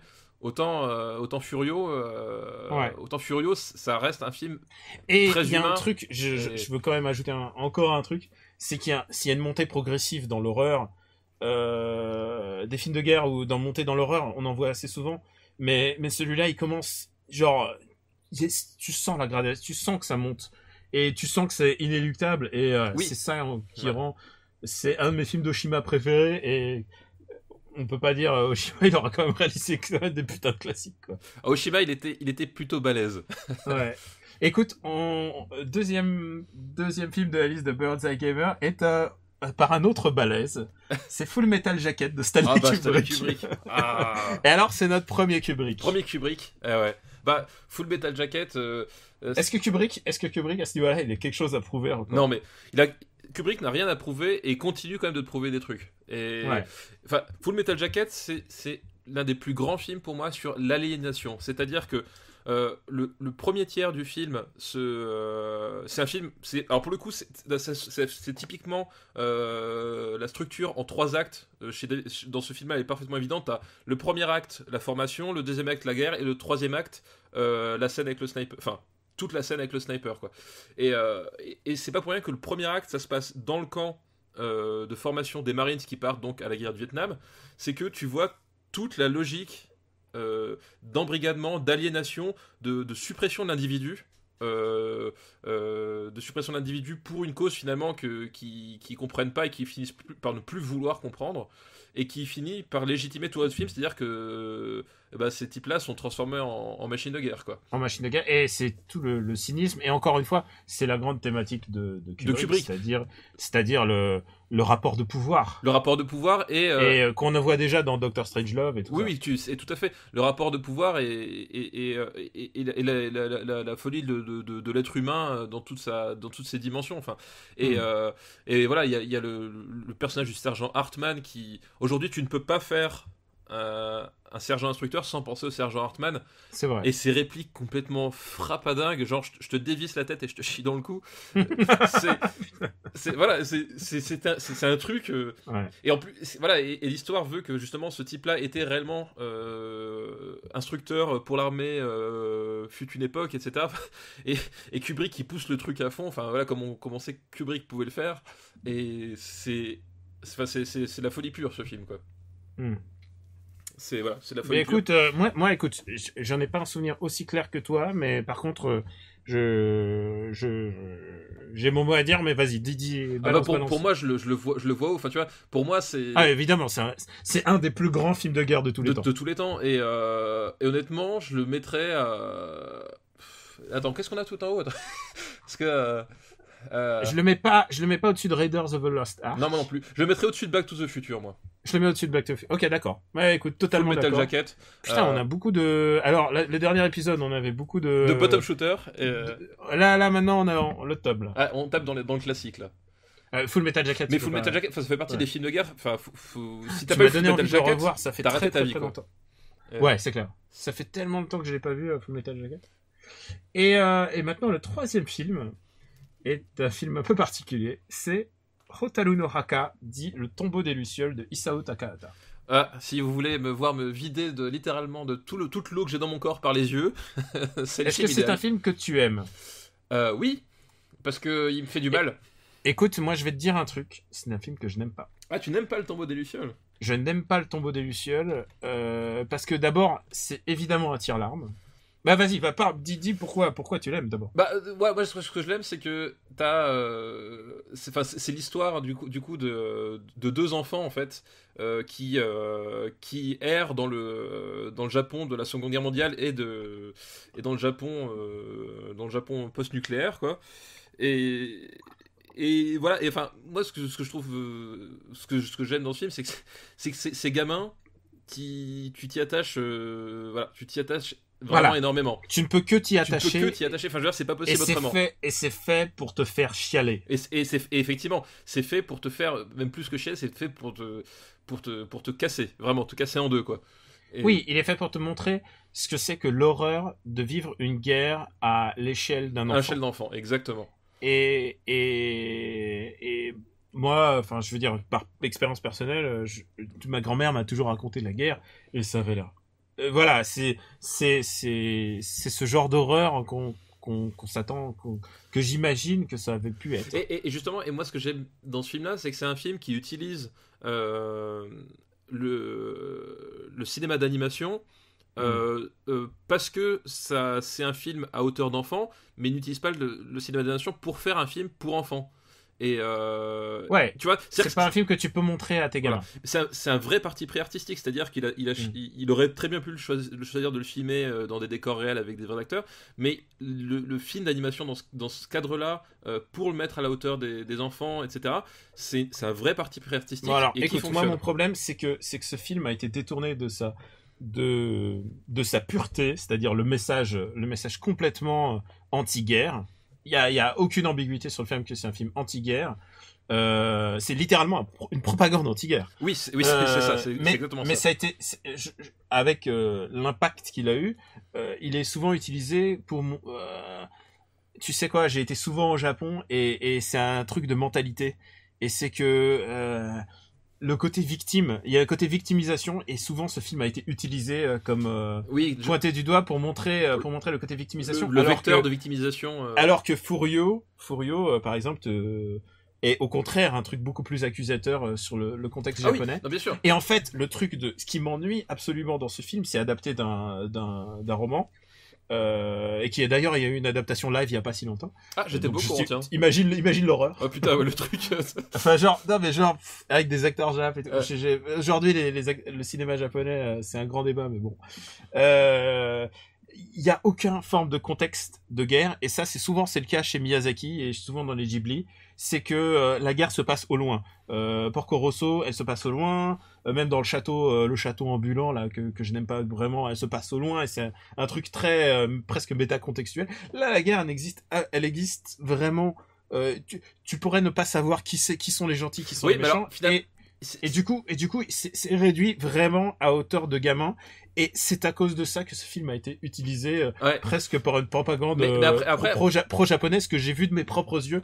Et ça m'a pas dégoûté du film, mais du coup, vraiment, du coup, je ne peux plus le regarder avec des yeux. Tu peux plus le regarder autrement qu'à travers ce qu'avec le prisme politique que lui-même a refusé de prendre. Et je sais que c'est pas de la critique de Cinépure. Non, bien sûr. Mais moi, c'est vraiment de l'ordre du ressenti. C'est un point de vue qui est super intéressant parce que justement, moi, le fait que la guerre soit au loin, c'est que, pour moi, c'est un film où tu vis les conséquences de la guerre. Vraiment. Et pour ça, j'ai des phases de détestation complète de ce film. Non, mais je vois effectivement. Enfin, moi, du coup, c'est une expérience que du coup, je n'ai pas et que je ne peux pas avoir, effectivement. Et mais je comprends ce que tu as. Après, voilà, c'est tout le. C'est toute la nuance entre Et c'est le problème pour moi parce que Isao Takahata est un grand réalisateur que parfois je considère supérieur à Miyazaki. Je veux dire. Son dernier Kaguya Hime, je trouve extraordinaire. Ah ouais, bien sûr. Tu l'as vu? Non, je l'ai pas vu. Non, mais on a. Écoute, c'est un chef-d'œuvre. Je pense que c'est son chef-d'œuvre. Eh bien, écoute, je note. Mais ça, on verra, ça commencera dans les années 2010. C'est ça. Où va-t-on mettre le sort de nos pauvres enfants? C'est ça, nos pauvres enfants tombés des Parce que c'est ça, c'est oh là là, les pauvres enfants. Et putain, en plus, ils sont tellement bien joués, c'est tellement, leur douleur est tellement vivace. Oui, puis que tu ne peux pas ne pas chialer ta mère. Oui, puis moi, c'est un côté très cru. Enfin, tu vois, malgré tout, je trouve qu'il n'y a pas tant de pathos que ça, parce que finalement, t'as vraiment une approche très crue des choses, en fait, finalement. Et voilà. Où tu vas le mettre parce que moi on n'est pas du tout d'accord, je pense, là-dessus. Écoute, je mettrais quand même relativement, mais pas non plus dans le top du classement, si ça peut être. Tu vois, je vois Dune, je le mets au-dessous de Dune. Tu mets au-dessus? Ah non, moi je le mets au-dessus, moi. Ah non, non, l'ours m'affecte beaucoup plus que ça. Ah non, c'est pas possible, tu peux pas mettre en dessous de Dune, quoi. Tu peux pas mettre en dessous de Dune, c'est pas possible. Alors donne-moi au-dessous de l'ours. Mais j'irai pas au-dessus. Alors en dessous de l'ours. Ça va. D'accord, ok. Eh bien, écoute, c'est la première production Ghibli et qui se classe très bas quand même pour Ghibli. C'est Le Tombeau des Lucioles qui arrive. Et je sais qu'il y a plein de gens qui le considèrent comme un gros classique et tout ça, mais moi, je n'y arrive plus. Je n'y arrive plus. Et pourtant, j'ai déjà pleuré toutes les larmes de mon corps à ce film. Eh bien, écoute, je crois qu'on a bouclé nos listes, n'est-ce pas? Et alors, pas tout à fait.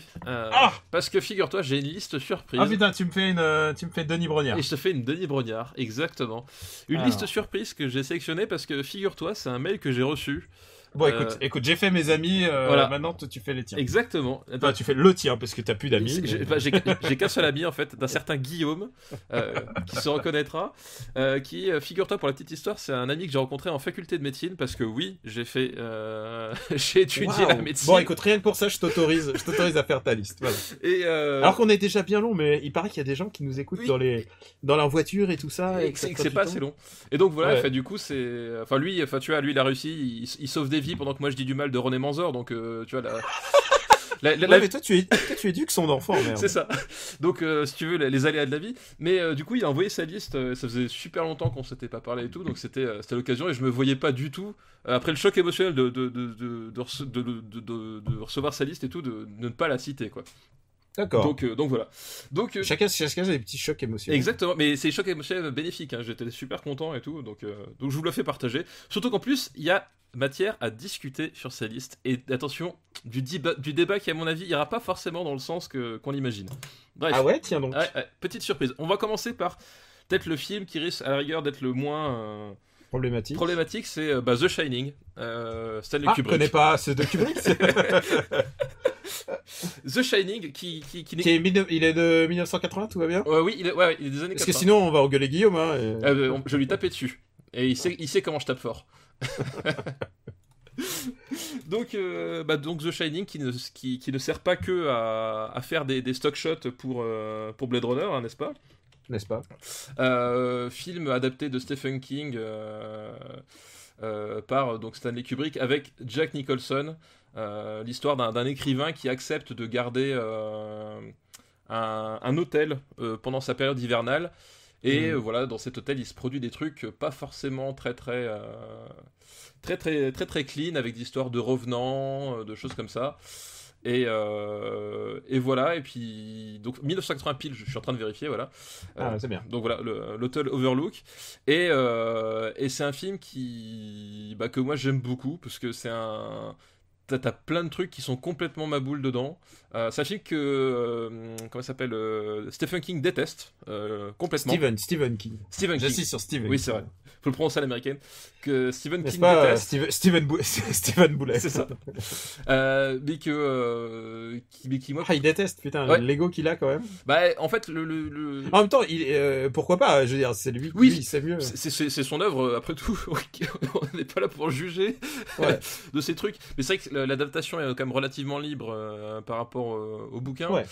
sur plein de points. Et je pense que c'est ça. Enfin, c'est plus. Je pense à mon avis, Stephen King, il a ce problème-là aussi, c'est que il y a eu plein d'adaptations de ses romans, et il est très attaché finalement à ses créations, donc on peut pas lui en vouloir non plus. Et le fait que le film s'éloigne pour finalement faire un film de Stanley Kubrick avant de faire une adaptation de Stephen King, je pense que c'est aussi ça qui a dû le froisser à l'époque, quoi. Ouais. À mon avis. Mais du coup, il y a des scènes complètement hallucinantes. Pour l'anecdote, et je fais appel à nos auditeurs, Ouais. je cherche la moquette du film pour la mettre chez moi. Oh putain. Donc si- Je viendrai plus chez toi. Donc, si vous êtes vendeur de moquettes spécialisé, que vous êtes capable de me faire le motif, je vous l'achète et je la mets chez moi. Eh ben écoute, putain. Bon, écoute, on peut pas nier l'importance de ce film. Ouais, Mais en même temps, tu sais, chaque Kubrick se contient en lui-même. C'est ça. Voilà. C'est Kubrick, en fait, si tu regardes bien, il a fait à chaque fois il a abordé pratiquement tous les genres une seule fois, tu vois, il a fait sa façon de voir le genre. Il a une filmo tellement unique et tellement Et The Shining, tellement parfaite en fait. c'est un film d'horreur qui est vraiment très très bien. Enfin, c'est un film d'angoisse. Et qui me fait peur aussi. Bah, la séquence De la porte, tu veux de dire. la porte. Enfin, genre, Carnet. c'est ça, genre non. Non, c'est pas possible. C'est espèce de travelling géniaux du gamin avec le tricycle. Ouais, c'est vrai. C'est- Et c'est un film qui peut être analysé de tellement de manières différentes. Oui, parce que t'as le rapport de la ça- création, t'as Le rapport de la création, De la- des références. de la cellule familiale, enfin t'as plein de trucs dedans qui s'imbriquent. Enfin, Puis j'ai lu tellement de théories dessus que des références à l'Holocauste, à tellement de choses. Ouais, voilà, c'est une nouvelle fois un film de Kubrick. Enfin, tu vois, tu sais, t'as les catégories, tu sais, t'as les T'as bons les catégories de films. films Et et il y a les catégories Kubrick. Voilà, la catégorie Kubrick. Mais est-ce que, voilà, maintenant on se pose la question, où est-ce qu'on met The Shining? Où est-ce qu'on met The Shining Parce que, putain, The Shining... Moi, je le mettrais haut, mais si tu veux mon avis, je le mettrais pas au-dessus de Police Story. Ah ouais, pourquoi, tiens donc. Bah, je sais. Ouais, est-ce que, en parlant de flic, tu le mets au-dessus de Beverly Hills Cop quand même? Ah bah oui, largement, oui. Non, non, je le mettrais genre quelque part autour de Police Story, en fait.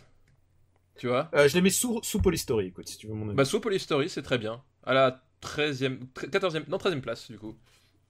Hop. Oui, mais on a du mal à suivre. Et donc, The Shining, on l'a vite embarqué, mais quand même, tu sais, les problèmes des films de Kubrick, ils sont très difficiles. Genre, si t'avais à parler de Doctor Strangelove maintenant, comment tu définirais un tel génie, quoi? Et ben moi, je dirais, donnez-moi un podcast de 3 heures et puis on verra ce qui se passe. Oui, voilà, c'est des idées. C'est une bonne idée, voilà. Voilà, exactement. On va lancer le Patreon pour des podcasts de 3 heures. C'est ça, sur Doctor Strangelove. Voilà. Alors, balance, qu'est-ce qu'il a fait d'autre? Qu'est-ce qu'il y a d'autre dans la liste? Et ben il propose, attention, Highlander. On en revient à Queen. Voilà. Ah ouais, Highlander. Highlander. Donc l'histoire que Connor MacLeod, immortel écossais qui doit lutter contre les autres immortels en leur coupant la tête, etc., etc. Tu parles bien du film, hein, Oui, pas oui. la série télé. Pas la série télé. Et Highlander, c'est un film culte, bah déjà pour la bande son de Queen, qui était quand même méga cool. Non, vraiment, au-delà de méga cool. Et voilà, enfin, on en parlait déjà, mais la ligne de base de Queen. oui, voilà. Et t'as de séquences bercées par la musique de Queen, mais c'est un film qui est beaucoup apprécié.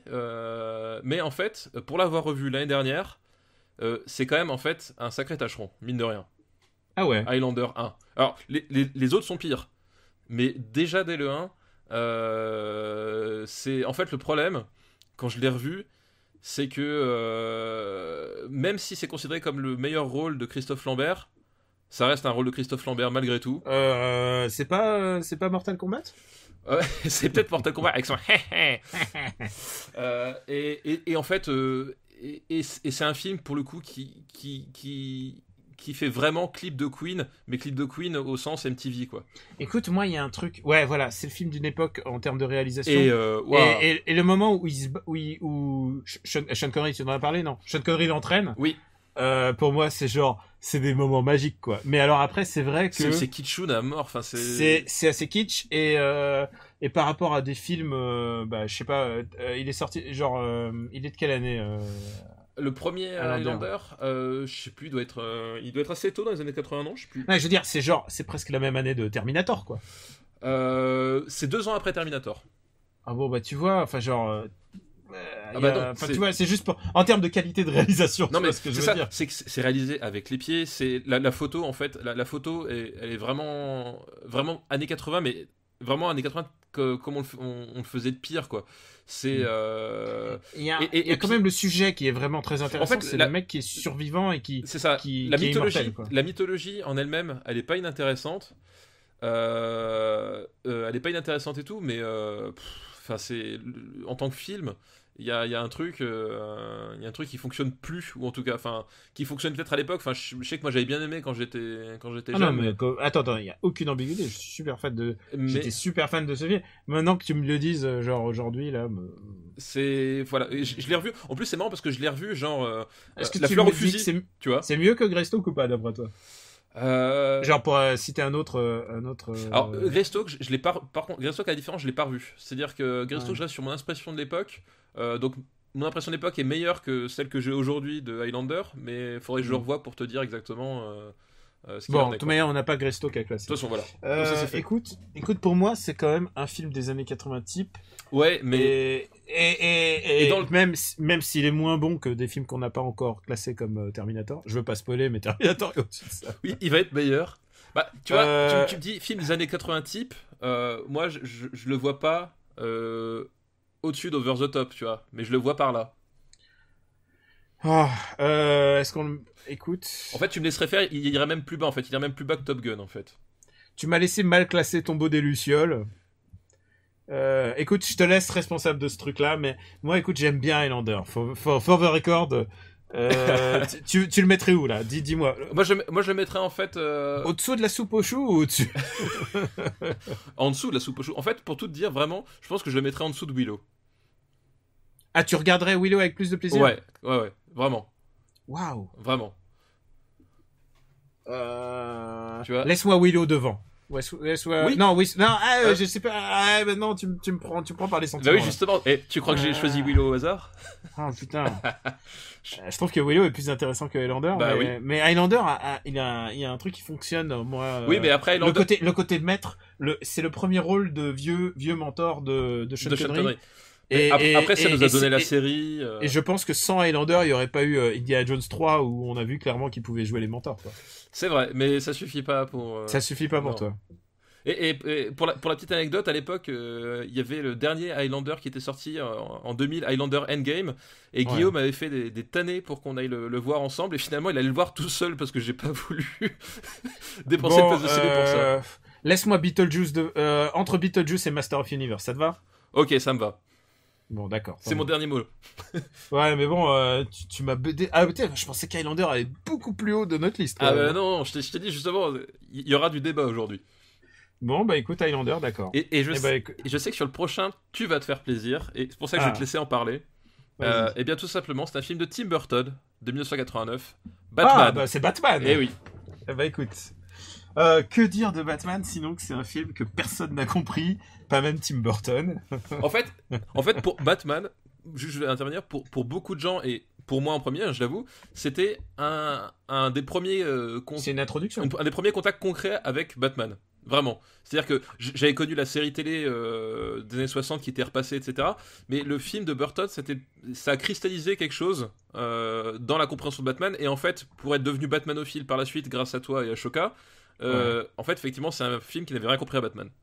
Bon, écoute, il y a déjà une chose à écarter de Batman et qui le le pouce vers le haut, c'est quand même la musique de Danny Elfman. Le thème de Danny Elfman, c'est incroyable. le proto-thème De super-héros. de super-héros Exactement. post-Superman. Et Faut voir ouais. qu'il y a plus de 10 ans qui le séparent de ouais, Superman. ouais, tout à fait. Mais pour À moi, l'époque où on n'imaginait même pas qu'ils étaient dans le même univers.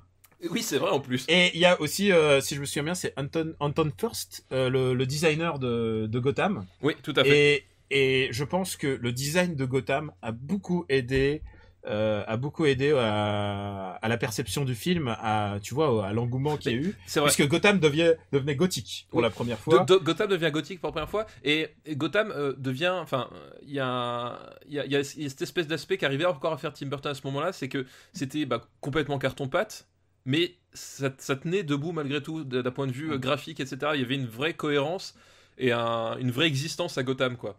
Et c'est un truc, moi, je trouve, qui réussit dans ce film-là encore aujourd'hui, c'est qu'il arrivait à donner une vraie personnalité à la ville et tu comprenais ce qu'il voulait dire de la ville, en fait. Voilà. C'est que la ville raconte plus de choses que Batman. Exactement. Et c'est souvent le cas. Et en ça, le film réussit. Maintenant, oh là là, mais quel fiasco. Oh là là. Et je suis désolé, il y a plein de gens parce qu'ils savent que je suis un Batmanologue et que je suis assez pointilleux sur Batman. Le film n'a aucune histoire à raconter. Il n'y a pas de thématique, il y a rien, il y a pas de thème global. C'est juste des bouts de, comment dire, c'est des bouts de films collés les uns aux autres avec des personnages qui réagissent entre eux. Joker, Bidule, Batman, et juste pour expliquer, c'est qu'il n'y a pas d'autre film que Batman et Joker qui se battent pour une fille. Oui, c'est vrai qu'en fait, c'est ça le thème la du thématique, film. ouais. Ça... Et pour montrer à quel point Batman est mal, putain, tu m'as pris par surprise. Tout d'un coup, j'ai ces images de haine pour ce film. J'ai ces images de haine. La première scène de Batman dans ce film, oui, c'est Batman qui se fait tirer dessus, se fait flinguer, et qui se fait flinguer et qui tombe comme une brave merde. Ouais. Et ça, en termes Batman, c'est genre pas comprendre ce que c'est, quoi. C'est genre sa première scène pour deux putains de thugs dans la rue, il les tabasse, quoi. Et c'est ça que beaucoup de gens, genre, l'engouement autour de ce film, c'est oh là là, qu'est-ce que c'est dark. Et c'est vrai que c'était devenu pseudo dark, mais en fait c'était toujours la même, c'était toujours un peu la même idiotie. En fait, il y a un souci qui est devenu corollaire par la suite, c'est que Batman, comme ça avait cartonné pour le coup, c'est le film qui a aussi ouvert le côté tiens, on fait des adaptations de comic book, donc il faut que ça ressemble entre guillemets à un comic book. C'est-à-dire que la cohérence qu'avait réussi à obtenir Tim Burton, après les mecs ils se sont dit tiens, comme c'est du comic book, faut que ce soit coloré, faut que ce soit débile, faut que ce soit machin, et ça a ouvert cette voie-là au pire, quoi, par la suite. Ma grande théorie, c'est que ce film-là est en fait un héritier de la série Batman 66 que j'adore. Genre il y a des trucs débiles, genre le gaz est dans des ballons, des ballons, parce qu'il y a un gaz empoisonné qui est prisonnier dans des ballons dirigeables pendant la grande kermesse. La grande kermesse, l'espèce de grande fête. Le grande fête, et Batman arrive avec son Batwing avec des ciseaux. Des ciseaux, ouais, tout à fait. Des bat-ciseaux de son. Genre c'est tellement bête. Et en même temps, c'est pas suffisamment bien pour que ça soit cool. Et tout d'un coup, le Joker sort un gun et abat le Batwing d'une balle. Genre, si tu réfléchis posément à chaque élément du film, ça n'a aucun sens. Batman tue, et il tue tellement de gens. C'est débile. Batman en a rien à branler. Vicky Vale est nulle à Yesh. Oui. Elle ne fait rien. Parking Basinger est un personnage en fait qui ne sert qu'à être trimballé de gauche d'une à droite, d'une scène à l'autre. Comme le film, et d'ailleurs j'ai envie de dire aussi Batman Returns a un peu aussi ce syndrome. Ouais, mais Batman Returns, on en reparlera peut-être plus tard. Ouais. Il y a quand même peut-être un super Batman. Voilà. Tous les gens me réclament un super Batman Battle. Ouais, oui, tout à fait. Et puis Jack Nicholson, il faut le dire, il est grandiose, mais en même temps, il joue lui-même. Hein. Jack Nicholson, il redéfinit la roue libre en fait dans ce film-là. il est en roue libre, et parfois il essaye de jouer un peu comme dans Batman 66, quoi. Quand la scène du musée est géniale. Oui, la scène du musée, oui, effectivement, l'attaque du musée. L'attaque du musée est vraiment drôle. Et puis et moi j'avais acheté le disque pour la musique, et puis je suis tombé sur le disque de Prince, j'étais très déçu à l'époque. Oui, c'est vrai que Prince a participé à la BO. Mais oui. Donc la Bad Dance, quoi. Ouais. Écoute, pour toutes ces raisons et aussi pour une autre, il faut que je dise un truc. My Michael Keaton est nul. Oui, Michael Keaton, il est nul. Il est vraiment pas dedans. Enfin, c'est pas un bon film de Batman. À la rigueur, c'est un bon film de Nicholson en roue libre, mais c'est que ça. Ouais. Et j'ai un problème, genre dans sa Batcave, il est alors Batman, Bruce Wayne porte des lunettes. Point. Genre d'où genre. Quoi? Bruce Wayne porte des lunettes. Et genre ça me choque à chaque fois que je vois ça. Et plus je vois ce film, et je l'ai vu énormément de fois parce que je suis un bat ouf, plus je le vois et moi je l'aime quoi ce film, et c'est un film qui a été extraordinairement surévalué. Oui, je pense. Mais je pense que comme dit, l'aspect graphique et le charisme de Nicholson ont joué pour beaucoup. C'est-à-dire que ça avait la gueule d'un film que tu voyais quand même pas beaucoup à l'époque, malgré tout. Et je pense que c'est ça qui lui a permis de tirer son épingle du jeu, tu vois. Et je te le dis aujourd'hui, si tu m'avais interrogé j'avais 12 ans quand j'étais sorti de la salle de ciné, j'étais ouf, j'étais fou, genre waouh, c'était extraordinaire, le générique. Quand tu vois Gotham de haut et tout ça, ça m'a fait un impact à la Akira quoi. Et au fur et à mesure des années, l'effet de Batman s'est complètement estompé sur moi parce que je comprends, parce qu'on comprend tous que Batman mieux que Tim Burton quoi. Oui, mais d'ailleurs, Tim Burton au départ, il voulait tuer Batman dans le film. Oh putain. Et en plus, c'est le film qui a commencé la mode de on tue le méchant. Oui. Bah alors, non, je veux dire Superman 2, il y avait Superman 2 aussi, ouais. Et dans Superman 2, en fait, il le tue plus ou moins sans faire exprès. Tu comprends pas, c'est oups. Et là, il est là, le méchant passe, il s'écarte, et l'autre il est aspiré dans le néant, tu sais pas pourquoi, ok.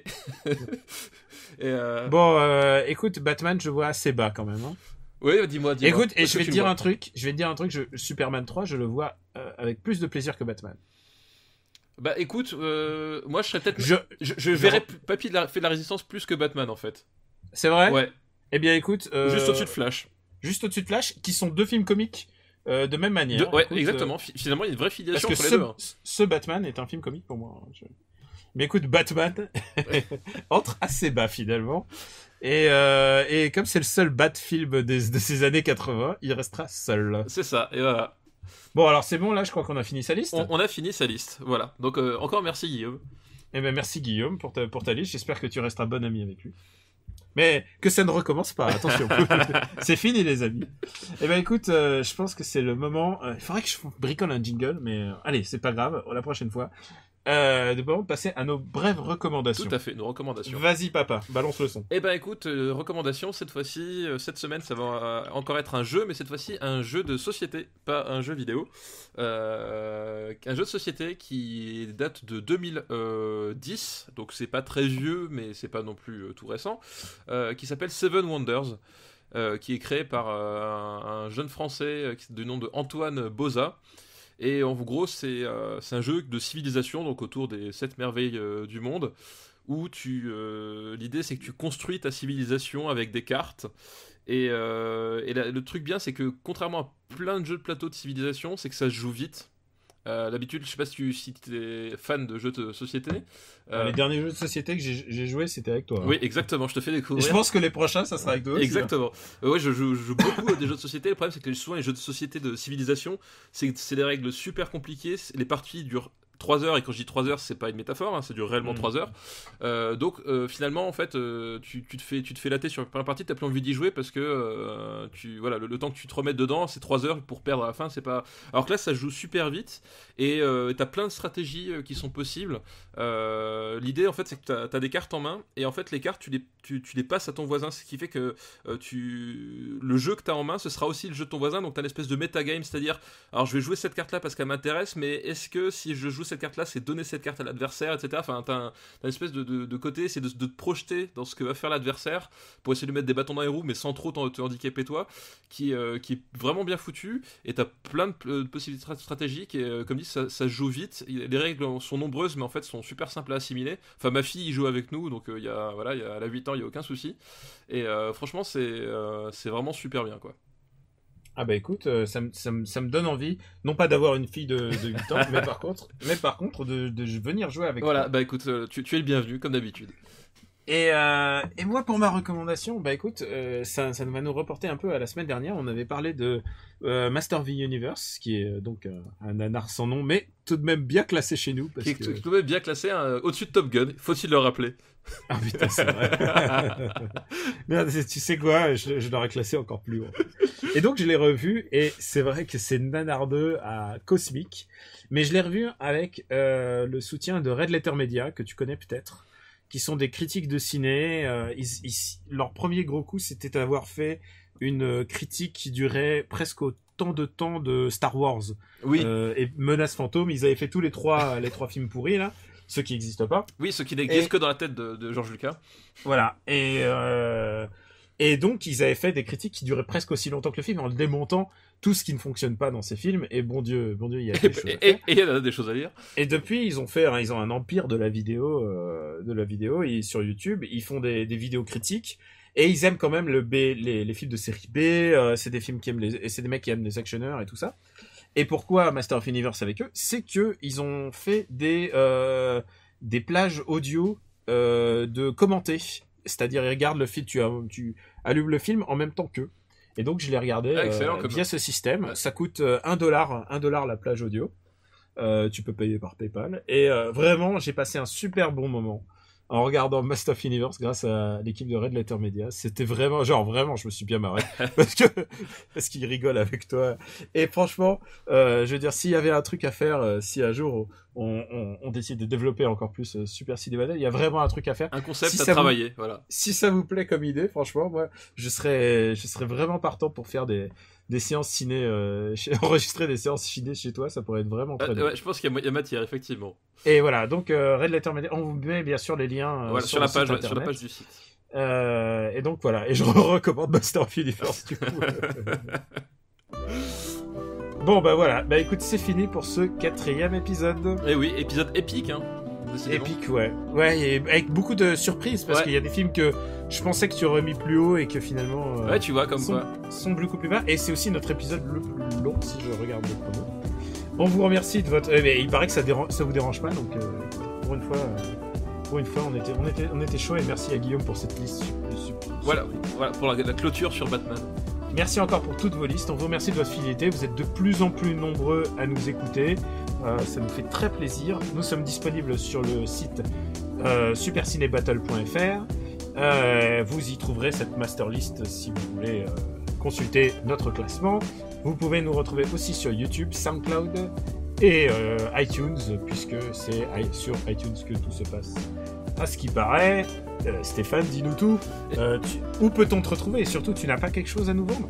Écoute, on peut me retrouver du coup toujours chez Gamecult, chez Third Edition, avec toujours l'année 1992 du jeu vidéo qui vient de sortir. D'ailleurs, c'est marrant, c'est la première fois que je retrouve mon nom sur une page de vente chez Amazon. Ça m'a fait tout bizarre. Donc c'est rigolo.